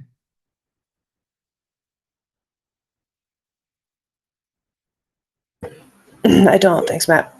Mm-hmm. Go ahead. Sorry, Josh. Okay. All righty. Could I Please. just ask, I think it was in your presentation, somewhere I saw it. One of the possibilities, like I know you had said, not renewing paper, those kind of things. Do we anticipate, because I know the majority of our costs are staff, so if our numbers are going down, like this was in the budget part, our employees, it looks like went up, but our enrollment's going down. So is there any chance that there's going to be something happening there? So the majority of the expenses with the employees, like through attrition, we've cut, a few here and there. But the average salary for a teacher with benefits is, I want to say, about 70 days with fringe. So it's a small amount, but in there, the increase is including that 2.5% merit. So if somebody meets their satisfactory review, they're automatically getting that. The majority of our staff are getting their merits every year, whether it be for longevity or meeting that. So we do have that, but it's kind of hard to see. I don't know if that'll ever decrease the amount that we pay for personnel just based on attrition. And what I was looking, it's page 2 in the budget packet, where you have total employees, classroom teachers. So I was just wondering, since our enrollment's going down, and the amount of employees be going down instead of up. So I just budget it flat. Okay. I estimate it flat for the next year. You can see it did go down, not much, like 5. Our FTE, our classroom teachers went up, but I just keep the budgeted year as a flat of our staffing. Okay.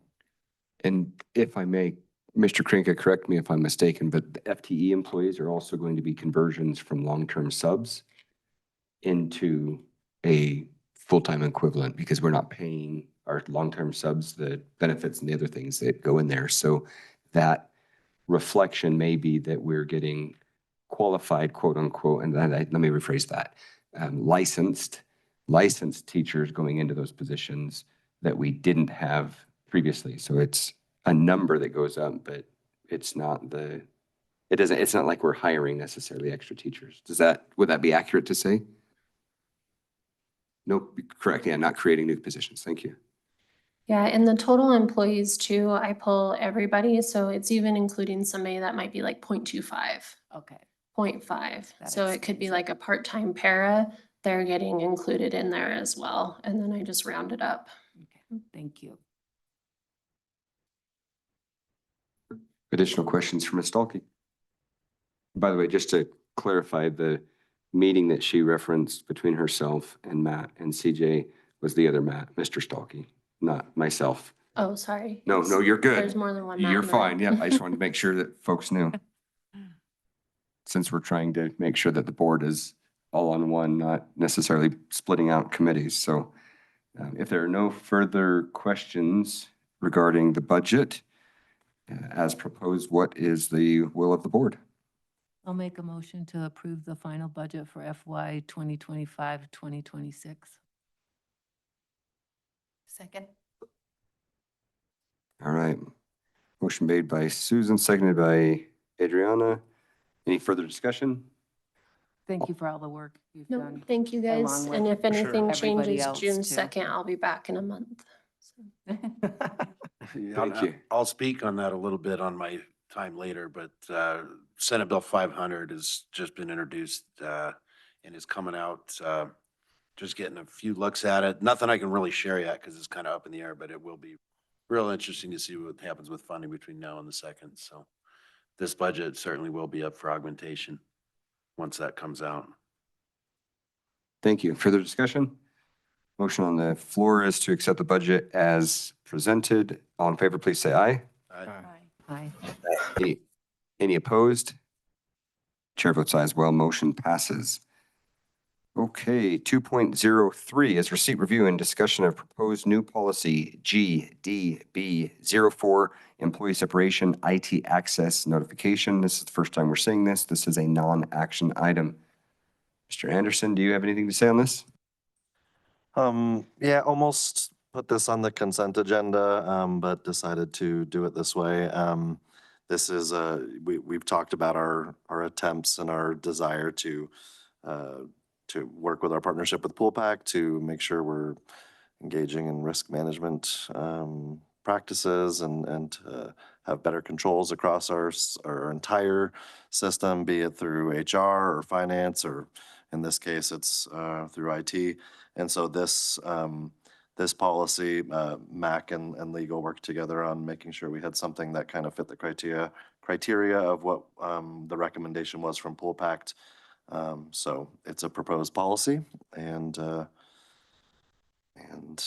yeah, if you have any feedback on it or questions, feel free to jump in, and Mac can probably also either walk over here or chime in as the voice of IT God over the speakers to answer any questions if you got them.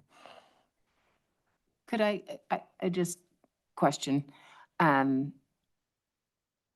notification timeline? No, sorry, let me try again. When an employee, let's say, retires, then is it the day, their last day of work, then everything is done, their email's cut off, like, and then is the employee notified that that's the day? Like, okay, you better make sure you've saved everything that you need to from Google Drive or whatever it is, because your last day is your last day of accessing things?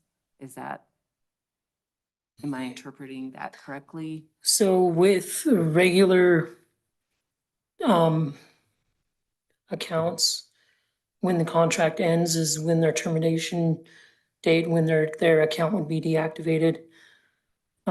We make sure and communicate that with them, and usually like school ends in 3 weeks, but the contracts don't end until August 30th, so they still have access to those accounts until then. Now, in a termination or something to that effect, we're already doing the practices that are listed in this policy to begin with, so. Okay. I was just wondering, and thanks for clarifying that they're notified and all that. I didn't know if that should be in here or if it's just taken care of, so that's why I was asking. I just didn't want anyone to be surprised that, duh, your email's not turned on anymore because you don't work for us.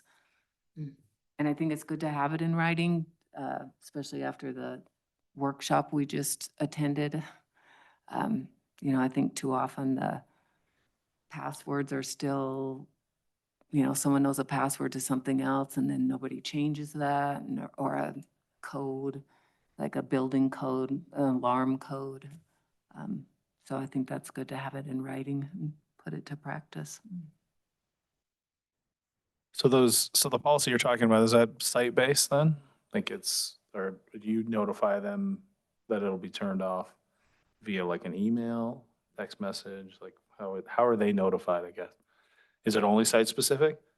It is site specific, and I would make some pretty big assumptions that their admins or their supervisors would be letting them know. They know, users know when their termination dates are, usually, I would think. I'm kind of with Susan, and if we're gonna put down when we're gonna notify, maybe we should just throw just a paragraph in there, just so that it's in policy, where notification will be given to the Okay. staff member. I mean, which is easy enough. It's not like yeah. I mean, and I would assume that you can probably send an automated email based on their time or something of some sort. But anyways, it's my 2 cents. So perhaps I'm missing something. Are you saying then to add notification of employees? Because that's not currently in the policy. Yeah, no, that's what I'm saying. I'm just a paragraph of some sort, just because it says that they're gonna notify HR. It dictates what the admin have to do in here, and so I just wanted to make sure staff was taken care of. Does that make sense, or is that a Staff being the terminated staff, or at least the Yeah, staff for that's sure. ending their Yeah, employment? whoever's not employed anymore. Like, they're gonna notify IT and HR, and I'm like, hey, throw out one more email and let them know this is the day that you'll. I would guess that would apply to contract employees, though, not someone who's terminated. They would Well, obviously think that they're. I mean, Sure. but when I left the military 3 weeks out, it said your access to your email will be this date, and it was gone. So I'm just saying, like, if we have it dictating to others, maybe we should throw it in there too. That's a good idea. So. And that responsibility then suggested would be with the site administrator? Yeah. He's saying it's site-based. I'm saying let's make it official on a policy. Perfect. So add into number 3, notification timeline, where admin is already required to notify HR payroll, but also in there, and employee affected. Perfect. In the exemption. You could even just throw an "and" in there with the HR payroll and Yeah, employee. But wouldn't it fall more on the IT department because they're the ones that are taking care of all this?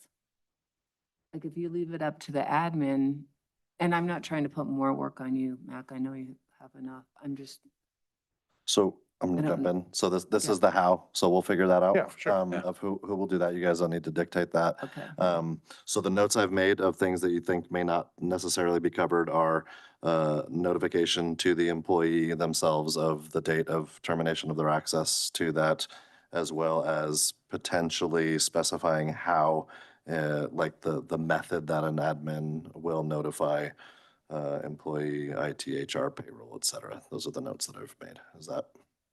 sounds Does great. that sum up the It considerations? captures it. Yeah. Additional comments or questions for Mac?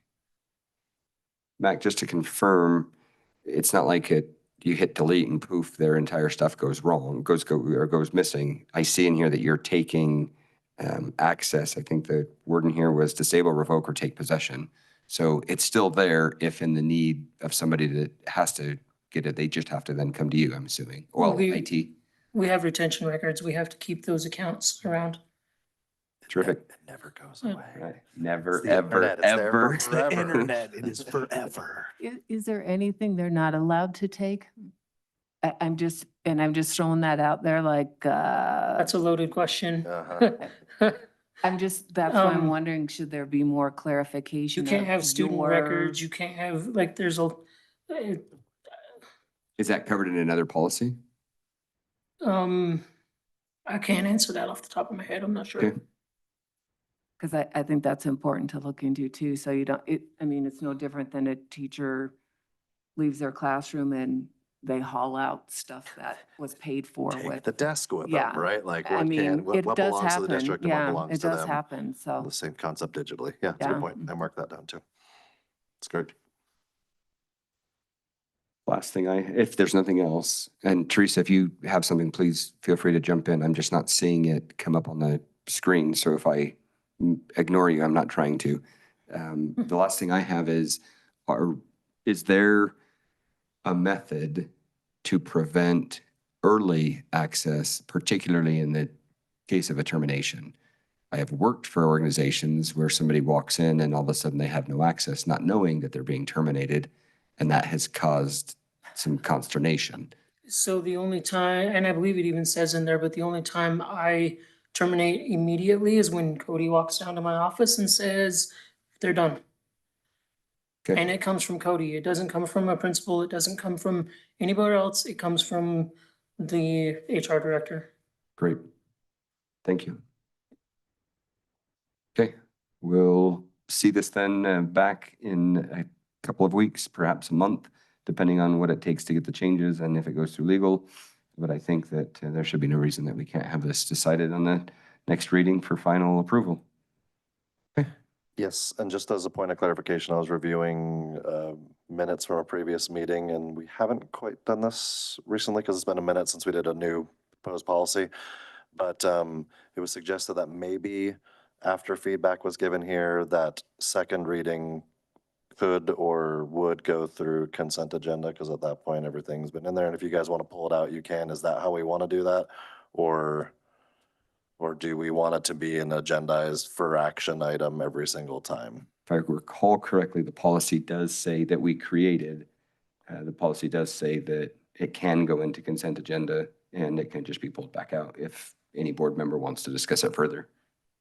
But yes, to answer your question, my understanding is it can go into consent agenda. Okay.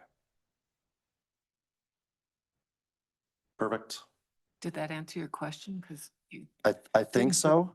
Okay. Wasn't sure I if guess that there is answered no it. official action to be taken here. I just wanted to clarify.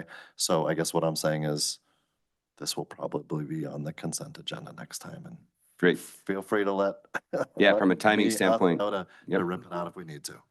I'd weigh that against though, that some of the, like, for example, this one specifically, we had some changes to it or some additions to it. So we might be careful on that just because of that, where it's in the consent agenda, it might not get the same attention. I hear you. I'm hoping that we all read through the consent agenda, but the anticipation would be, because there's nothing too controversial in the changes that we're asking, it's pretty basic on just the follow through. That was what my assumption was.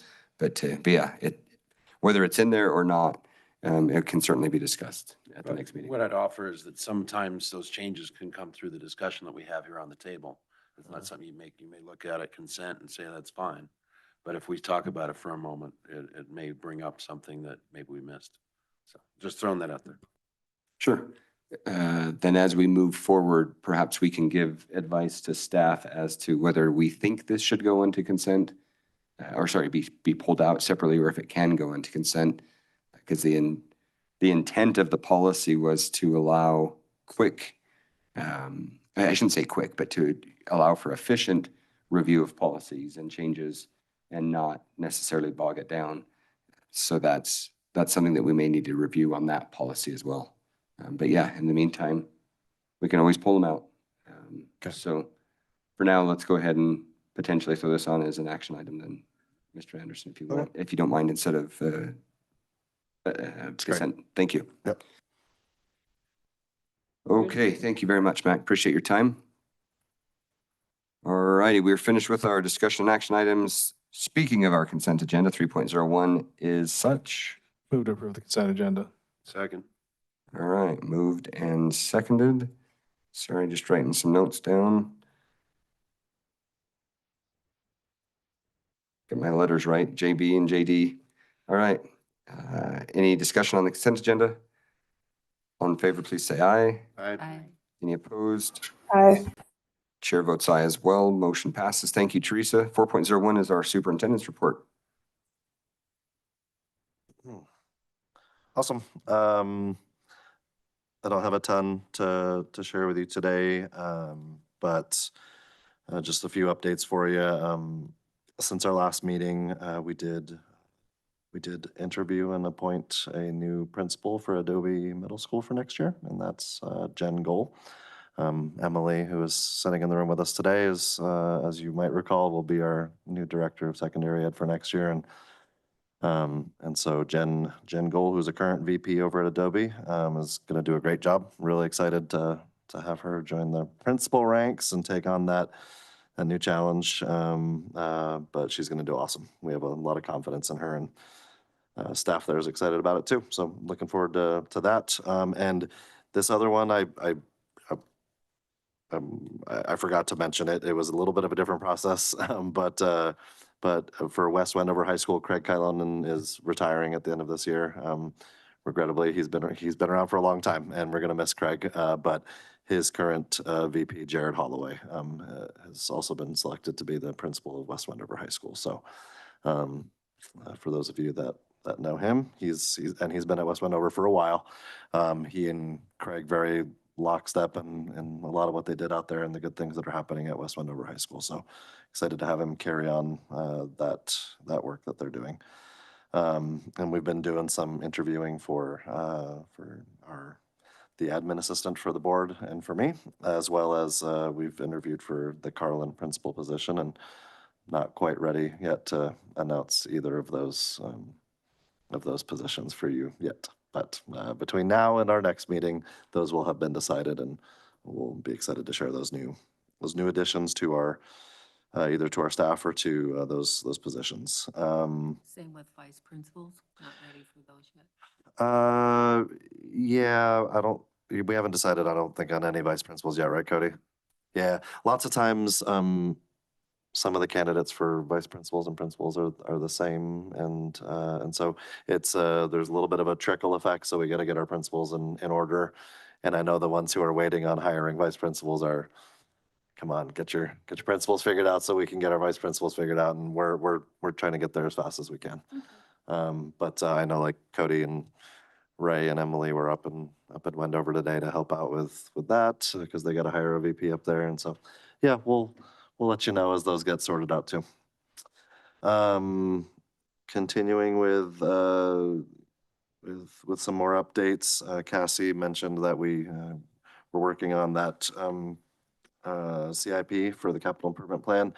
Just as a reminder of timeline for that is we plan on presenting a drafted CIP to you as the board at either our June 17th or June 24th meeting.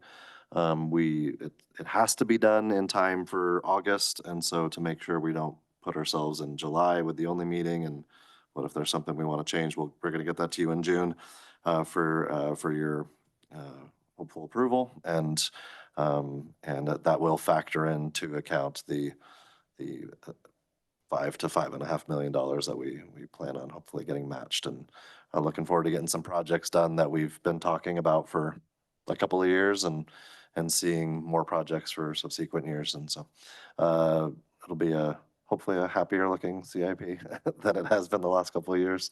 So that'll be up at an upcoming meeting. And then I can't give the names, but I am going to let you know that we have chosen our district teacher of the year, as well as our district elementary and STEM teachers of the year. And we will be presenting those awards. No, sorry, not you, Josh. No, sorry.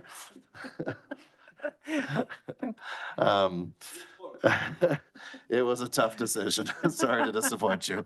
So we'll be doing those presentations. We don't have the dates exactly firmed up yet, but it's going to be going into late next week, possibly early the week after that. So look out for texts from me about those dates and times and locations. And if we obviously invite any and all of you to be present for those awards that we hand to three very deserving teachers from different parts of our district. So it's really exciting. Yeah,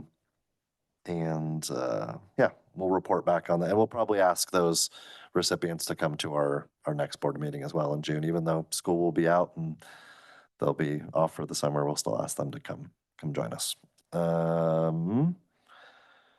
And it's a fun time of year. I've been to a lot of concerts in the last week and a half, and there's lots of award ceremonies. It's really just a happy time of year, including our student board member over there. I got to see her sing in her last Correlares concert last night.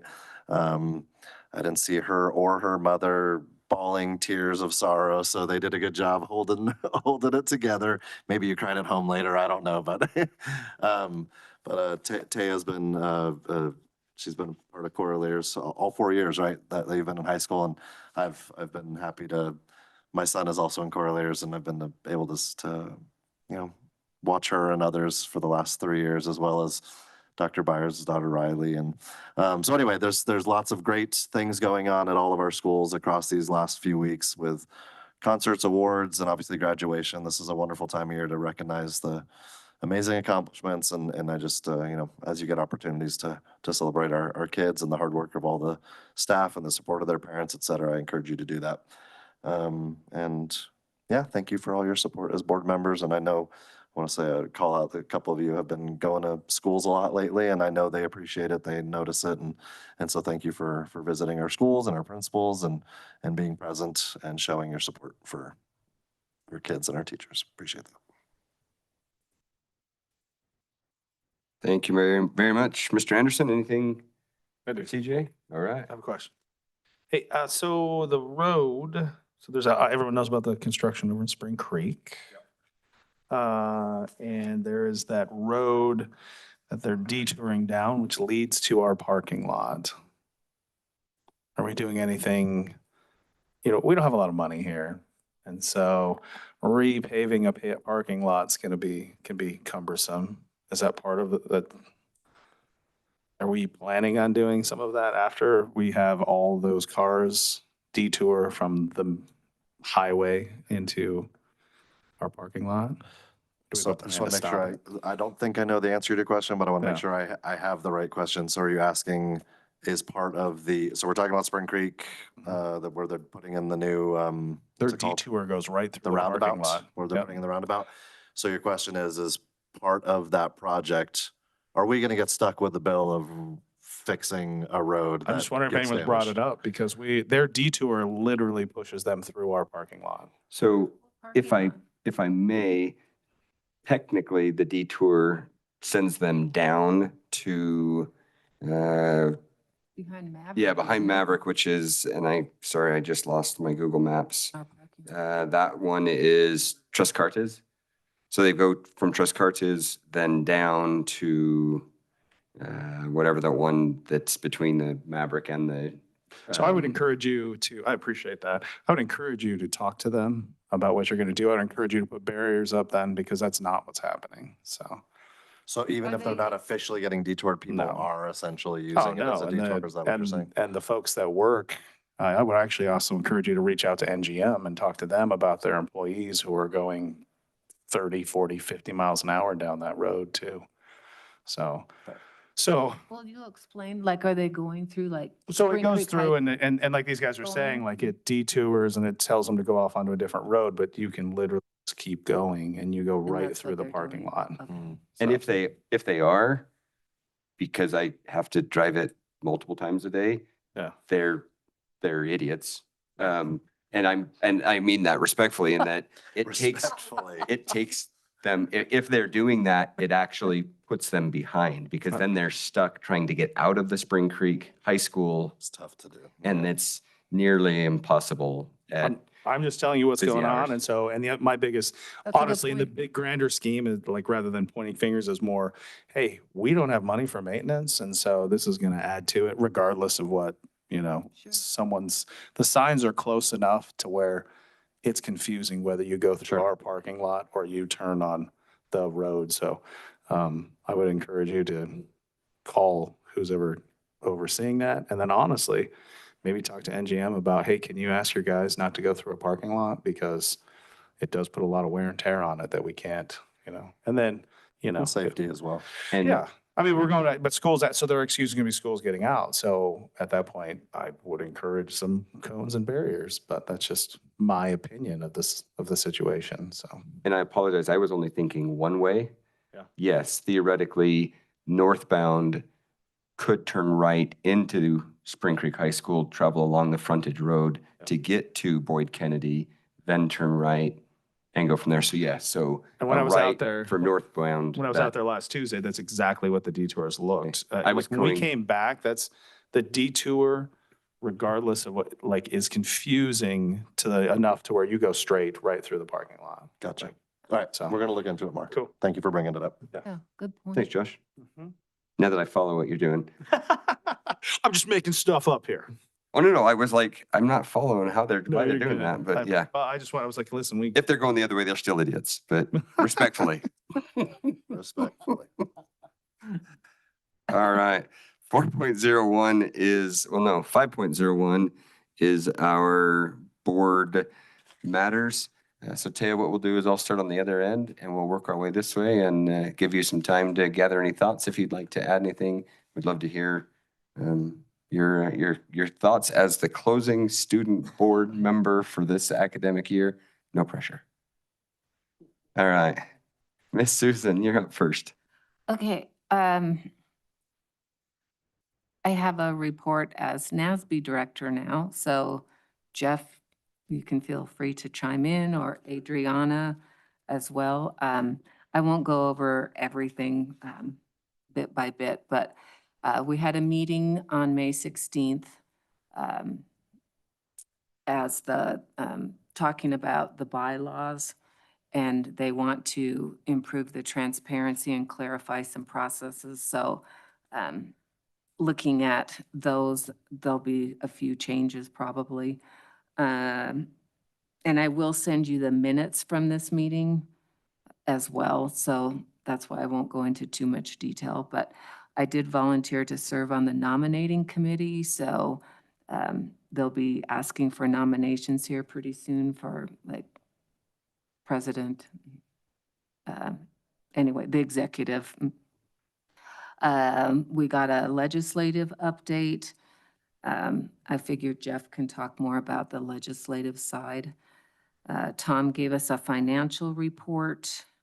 One of the things mentioned was buy board, which is a purchasing cooperative. And I've already discussed it with Cassie. Rick's going to send me some additional material, so a little more information about it, because we can promote that not only for us as a school district, but I believe the city and county and possibly Spring Creek Association. So when I get those details, I'll give those to you. We did approve to raise our membership dues by 5%, which for us will be a little less than $1,000 for our district. They did have 8%, but lowered it to 5%. There will be a training coming up, if you're interested, possibly in Las Vegas on September 6th. That will be called AI Beyond the Argument, Solving Conflict with AI Tools. But I don't have any other details as far as where in Vegas or what time. But I just thought I'd throw that date out there if you want to reserve that date or check your calendar. Like I said, I'll send out the minutes. They had some suggestions for us that are new to the position, and one of them was asking to be put on the agenda every month So if you could put me on the agenda, like, the last meeting of every month, and I may or may not have anything, but that way I'm on there and I can give some details. And then, some of us attended a professional development the following day, talking about, I'm sure, Mac probably would have loved it. Not saying we didn't, at least I know for myself, I really enjoyed it, but, it was about hacking, cybersecurity, just think ransomware, things that I know Mac thinks about all the time for us, which thank you for doing that. But there was the first man, Mark McGinnis, talked about protecting our kids in the digital age, and even gave an example of, and this was adults, but gave an example of someone being on a Zoom meeting, and the lady was working a deal, a contract, and was actually scammed. She didn't realize the two people on the other end weren't real. So, and he was just bringing it back to our kids, like how much do they know all the things they do online? Do they really know how to tell whether it's a real person or not? And his company, they have a software program, I guess is what you call it. And it's how to distinguish what's real, what isn't, but it's done in a gamified way. And they developed real life scenarios that the kids can go through, and it's for K through 12 actually. He showed us a little bit of it. But just so you know, sorry, I'm pointing over here to CJ. They did offer it to all of the districts in Nevada. If we wanted to be beta testers, it would just be free. So I can talk with you a little bit more about that if we're interested, or give you his contact information. I thought it was nice that we were offered it for free. It's hard to turn down free. And they did have some good scenarios about things. And it's not just like it takes time. He said even for him, it took him a long time to reach a certain point. So I don't know, we have to look some more at it. And then the next part of the presentation was on cybersecurity with, is it Tony Rucci? Was that how they pronounced his last name? That was fascinating in the sense that he took us out on the dark web. He showed us things that you can get to, password, like it was incredible, the amount of information that you can access. So no wonder Mac thinks about that so much. Just talking about like cameras, key fobs, printers, like are all of those secure, whatever, and the previous policy that you had on here, possible policy. They even talked about vendors, and I don't know if we have it or not, but they talked about vendors and security, like some of the breaches of security in other places, not saying here, have been by their vendors. And so Pool Pact is developing some wordage of what vendors, like they have to sign things or in your contracts of things. So I think that'll be pretty important information to have. Just making sure all the holes are plugged, if you will. It was, and how our incident response plans, I don't know if we have those exactly, but to not just rely on, oh yeah, we have insurance for that, but you need to have plans for things that happen. It was just, it was really good showing how you're vulnerable in different places. It was kind of scary, but yet fascinating. So that was a really good professional development. Not saying the other ones have been bad, but I found it very interesting. So I will pass along the information. I haven't received the slideshows from the presentation, but I'll pass those along to you guys because it has a lot of information in that you can just go through and read. And then just a reminder, the annual conference, December 5th and 6th in Reno. Still think about awards if you're interested in nominating anyone for the awards. And I think that's it. Susan, Thanks. just to confirm, nominations are due in September? No, well, sorry. I had two different things. Nominations like the NASB awards that are given out in December, those are due sooner. So I think August 10th or something. But then you can fill out a written request. I don't know, not request, not the right word, but you can put it in writing that you're interested in a NASB position. So if you're interested in being the legislative person, vice president, president, you write a letter and then that goes to the nominating committee. But they didn't really say a date for that one, except that it needs to go to the executive board by June 30th. So when I get that information, I'll pass that along too. So if any of you are interested in a I can board kind of fill in position. on that too. I think you're correct there on the end of June, because they'll meet, and then the nominating committee, whenever that is, meets, and then they'll pass that along to the executive Right. committee. And I So haven't heard anything yet on when we're meeting as a nominating committee, so. I think it follows those dates that we talked about. I'm sorry, I don't have the bylaws in I front of do, me. but they didn't have the dates. Like they Um, have they're moving the one, it goes to the executive committee Yeah. by June 30th, but they didn't say a date when the nominating committee Right. is going to read those and give their recommendations. So I'll find out from Rick and let you guys know. I know that's something coming up real quick though. Just for the record too, I threw in a letter for myself as put an interest in as vice president with the organization.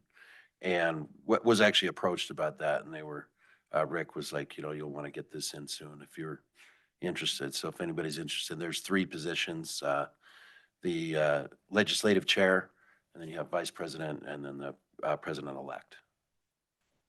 Yes, thank you. Thank you, Susan. Adriana? Like Susan was saying, this past weekend was a lot of information, like eye-opening. It was crazy how they can get into the system and get information and get everything they want. So I'm glad that we have Mac here to taking care of all that. And say thank you to NASB, to Rick Harris for putting together all this great training. They're always really good. I really thankful for that. And let's see, I want to say thank you to all our teachers, staff members, administration, Cassie, everyone. They're like the end of the year, and I think we had a good year. We had a lot of things going on, but overall it was a good year. And let's see. We also all our sponsors for the S.T.A.R.S. They're great. They are in time. They were calling me to get me all the flowers and gift cards, and they're amazing too. Thank you to all our sponsors. Even this time, even Jeff, his business, was give us their little gift cards there. So thank you for that. And that's it. Thank you. Thank you, Adriana. Josh? Yeah, so it's been another year. We're at the end here. So lots of cool stuff. Got to go to the Corollary concert because my daughter and S.T.A.R. there. And then Elko graduation coming up. That unfortunately, that's the only one I can make this year. Yeah, and so thank you all the staff and administration and teachers and everybody up here. We appreciate all the work you do, trying to make this better. I did want to say I will not be at the June 17th meeting. We have a family vacation. I'll be roughing it at Walt Disney World, so I'm so sorry that I will be missed. I know, it's brutal for sure. I think that day will be Epcot, so yeah, it will be really tough. So, yep, for sure. Like, yeah, I will hit at least twice Guardians of the Galaxy for sure. So, anyways, so yeah, but thanks for everybody coming out and doing this, and thanks for briefing us on all the classes that's going on too. I should make the September one. I don't want to promise the December one, but I should make the September one. So, but yeah, but anyway, so well, thanks. That's all I've got. Thank you very much, Josh. Jeff? I'll start out with my legislative update. I think Susan and Adriana did a great job covering the cybersecurity training stuff we went to, but we did have some pretty good discussion during both my legislative committee meetings and also with the meeting we just had. But again, most of it has been it's wait and see. As of Monday, only 4 bills have actually passed and been signed by the governor.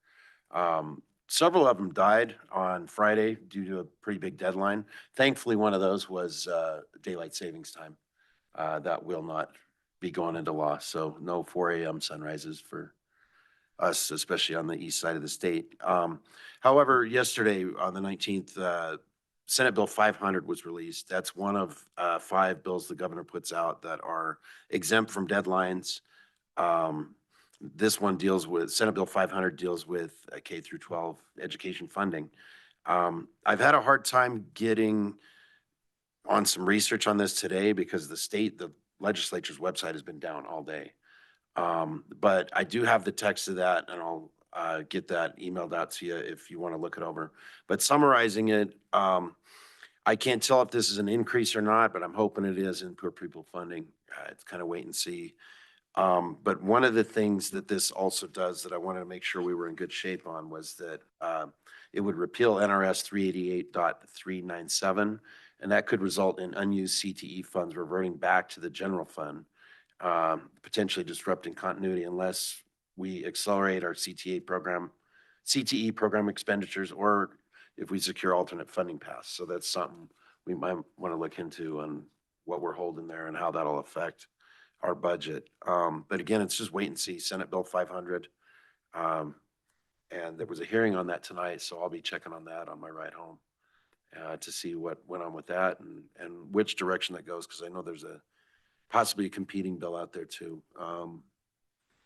There's still conversation about having one major education reform bill that may pop into. So our Tom Clark Solutions are the lobbyists that we've hired through NASB, and they've been great on keeping us updated on all that. Even though the information really isn't there, we're still kind of wait and see.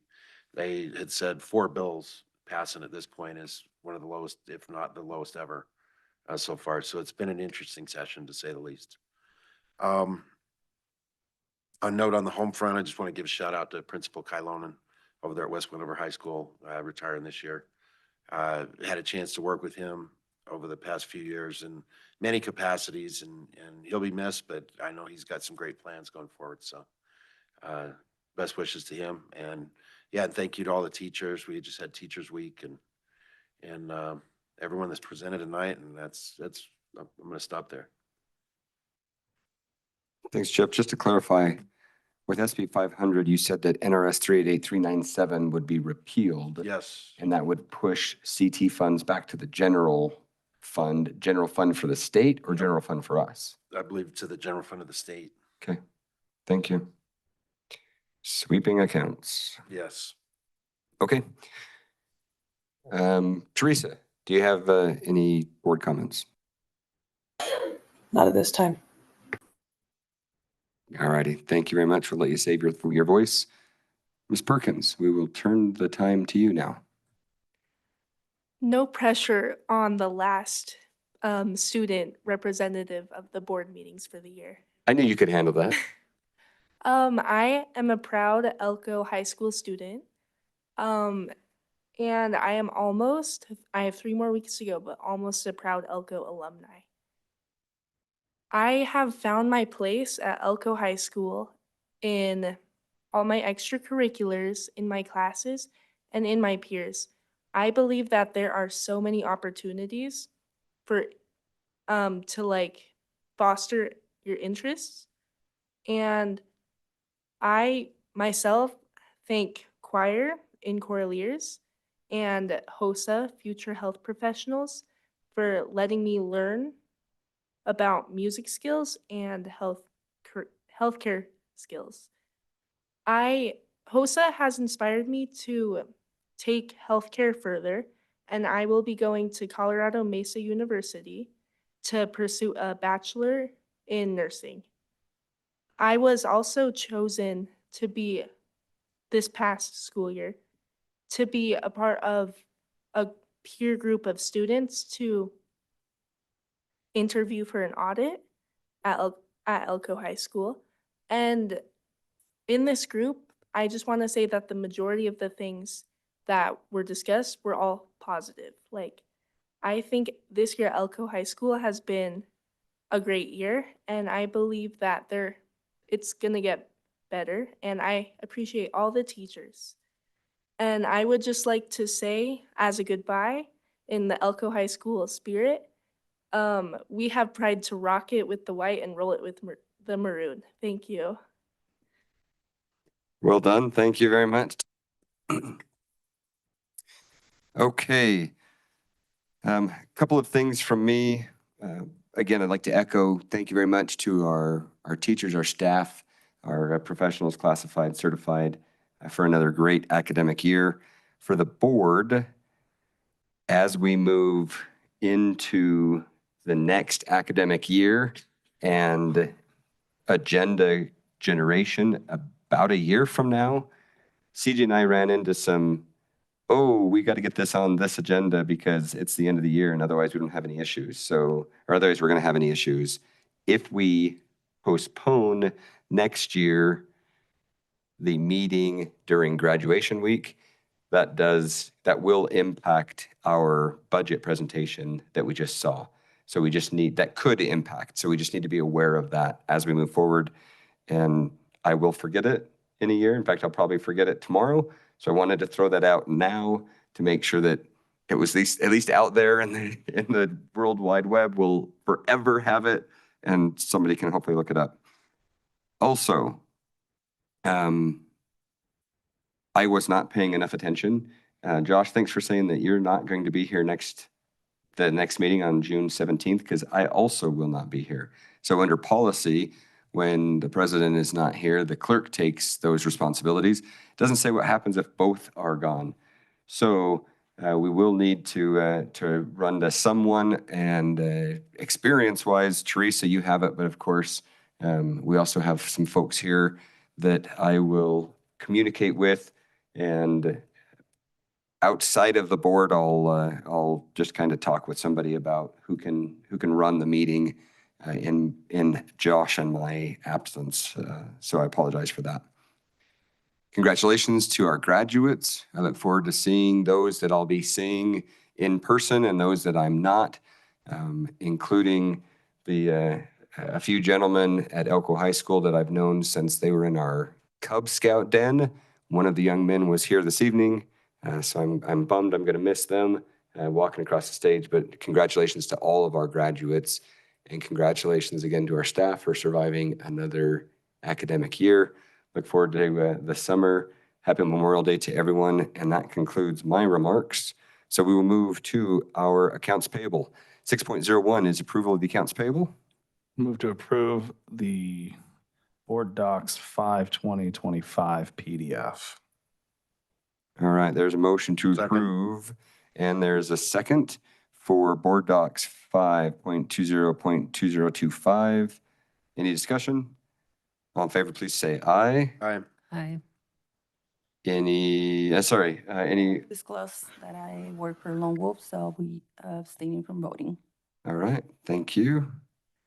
And I need to disclose that I have a family member who works for Welser Electric, but I will not be abstaining. Okay, thank you very much. We have one abstention of record, one disclosure. Any objections? Chair votes aye as well. Motion passes. We have board member for Stanfill, 5/2025.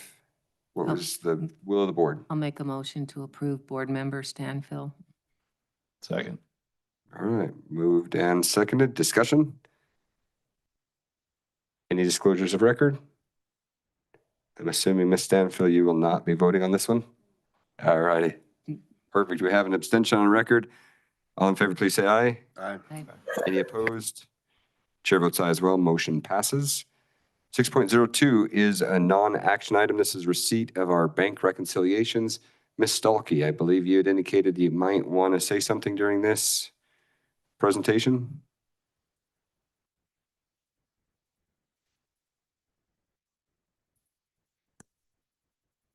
When you're looking at the bank reconciliation on the left columns, I just wanted to make it clear that that was actually coming from the bank statement.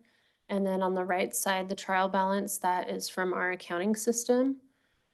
But on there, you're able to see each month how much we're transferring into the health account. At this point, if everyone was to actually cash their checks, so we're sending out checks once a week and then we have our payroll and that's all included in this. If everyone was to cash their checks and the bank cleared all at once at the end of the month, we'd be negative $2.5 million. So we're kind of like on a paycheck loan system at this point. If we weren't doing the transfer into the health account, we'd be negative 500,000 or so. So I just wanted you guys to see that, how that's actually impacting and make it clear so we can see the importance of trying to bring some stability to that fund. Wow. So I want to make sure I understood what you just said correctly. We have $2.5 million worth of paychecks that people haven't cashed? No. So you can see on the bank statement, when we start the bank reconciliation, we'll start out with like 645,000. That's the beginning balance. Then we have our deposits and our checks that are going out. It's not taking account on the right. You're getting a more detailed version on the trial balance. You can see our beginning balance on the trial balance that it was actually negative because our system takes into account if everything was to clear when it was sent out. So then you have our receipts, our payments, our payroll is 5.3 million. We have a payroll balance adjustment, and then we have some workers' comps, the transfer to the health account, some check adjustments, and then returns. We have some credits for that. So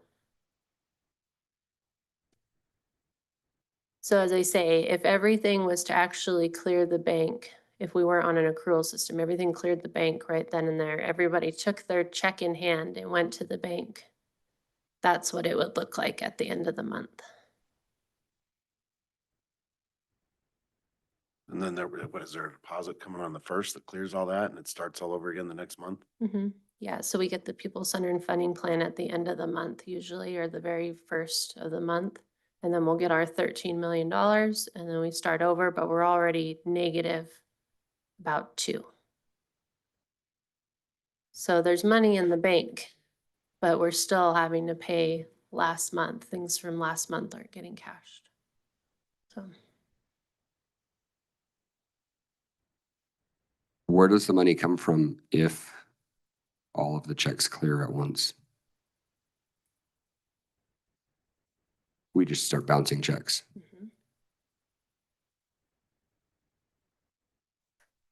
yeah, but And I know that's not how it works. I get that, but the issue is like how Ide Bailey's came and she's talked about our cash.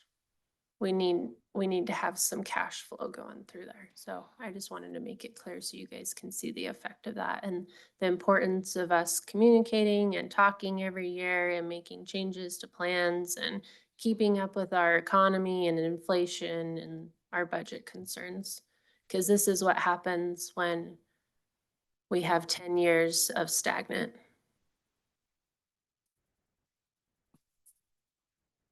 okay. We're Yes. working on it. Thank you. So- And I appreciate you working on The it. short term, then you need, so this isn't, I get the exercise. I totally, so short term, then what do you need it to drop down short term so it's not doing this then? Is it a couple mil that we need off? I mean, I know, ideally, let's, like you said, it'll never even itself out. It'll never become solvent, but like, what do we need it to get down? What's a goal in there? Is it like 2, 3, 4? I'd like to get it down just like to a million Okay. a month. Like if I could reduce it by that and get caught up by $1 million and then slowly start chipping at it. I don't have drastic goals for the first year. It's For sure. just the baby steps. Can you imagine running your house like this? Can you imagine running it? I mean, and I have my own business. This would be crazy sauce. There's Thankfully, my household doesn't rely on the government. My household doesn't run like this. My bank, my business doesn't run like this. I mean, well, maybe when we first opened, I don't know. You get a couple months worth, but No comment. yeah. Well, and to be fair, this is, I mean, this is 14 years worth of accumulation. Yeah. So I want to make it very clear that this is not a current staff issue. And at the same time, I'm not trying to throw anybody previously under the bus. But yes, this has been an accumulation, a huge snowball that's now hit us.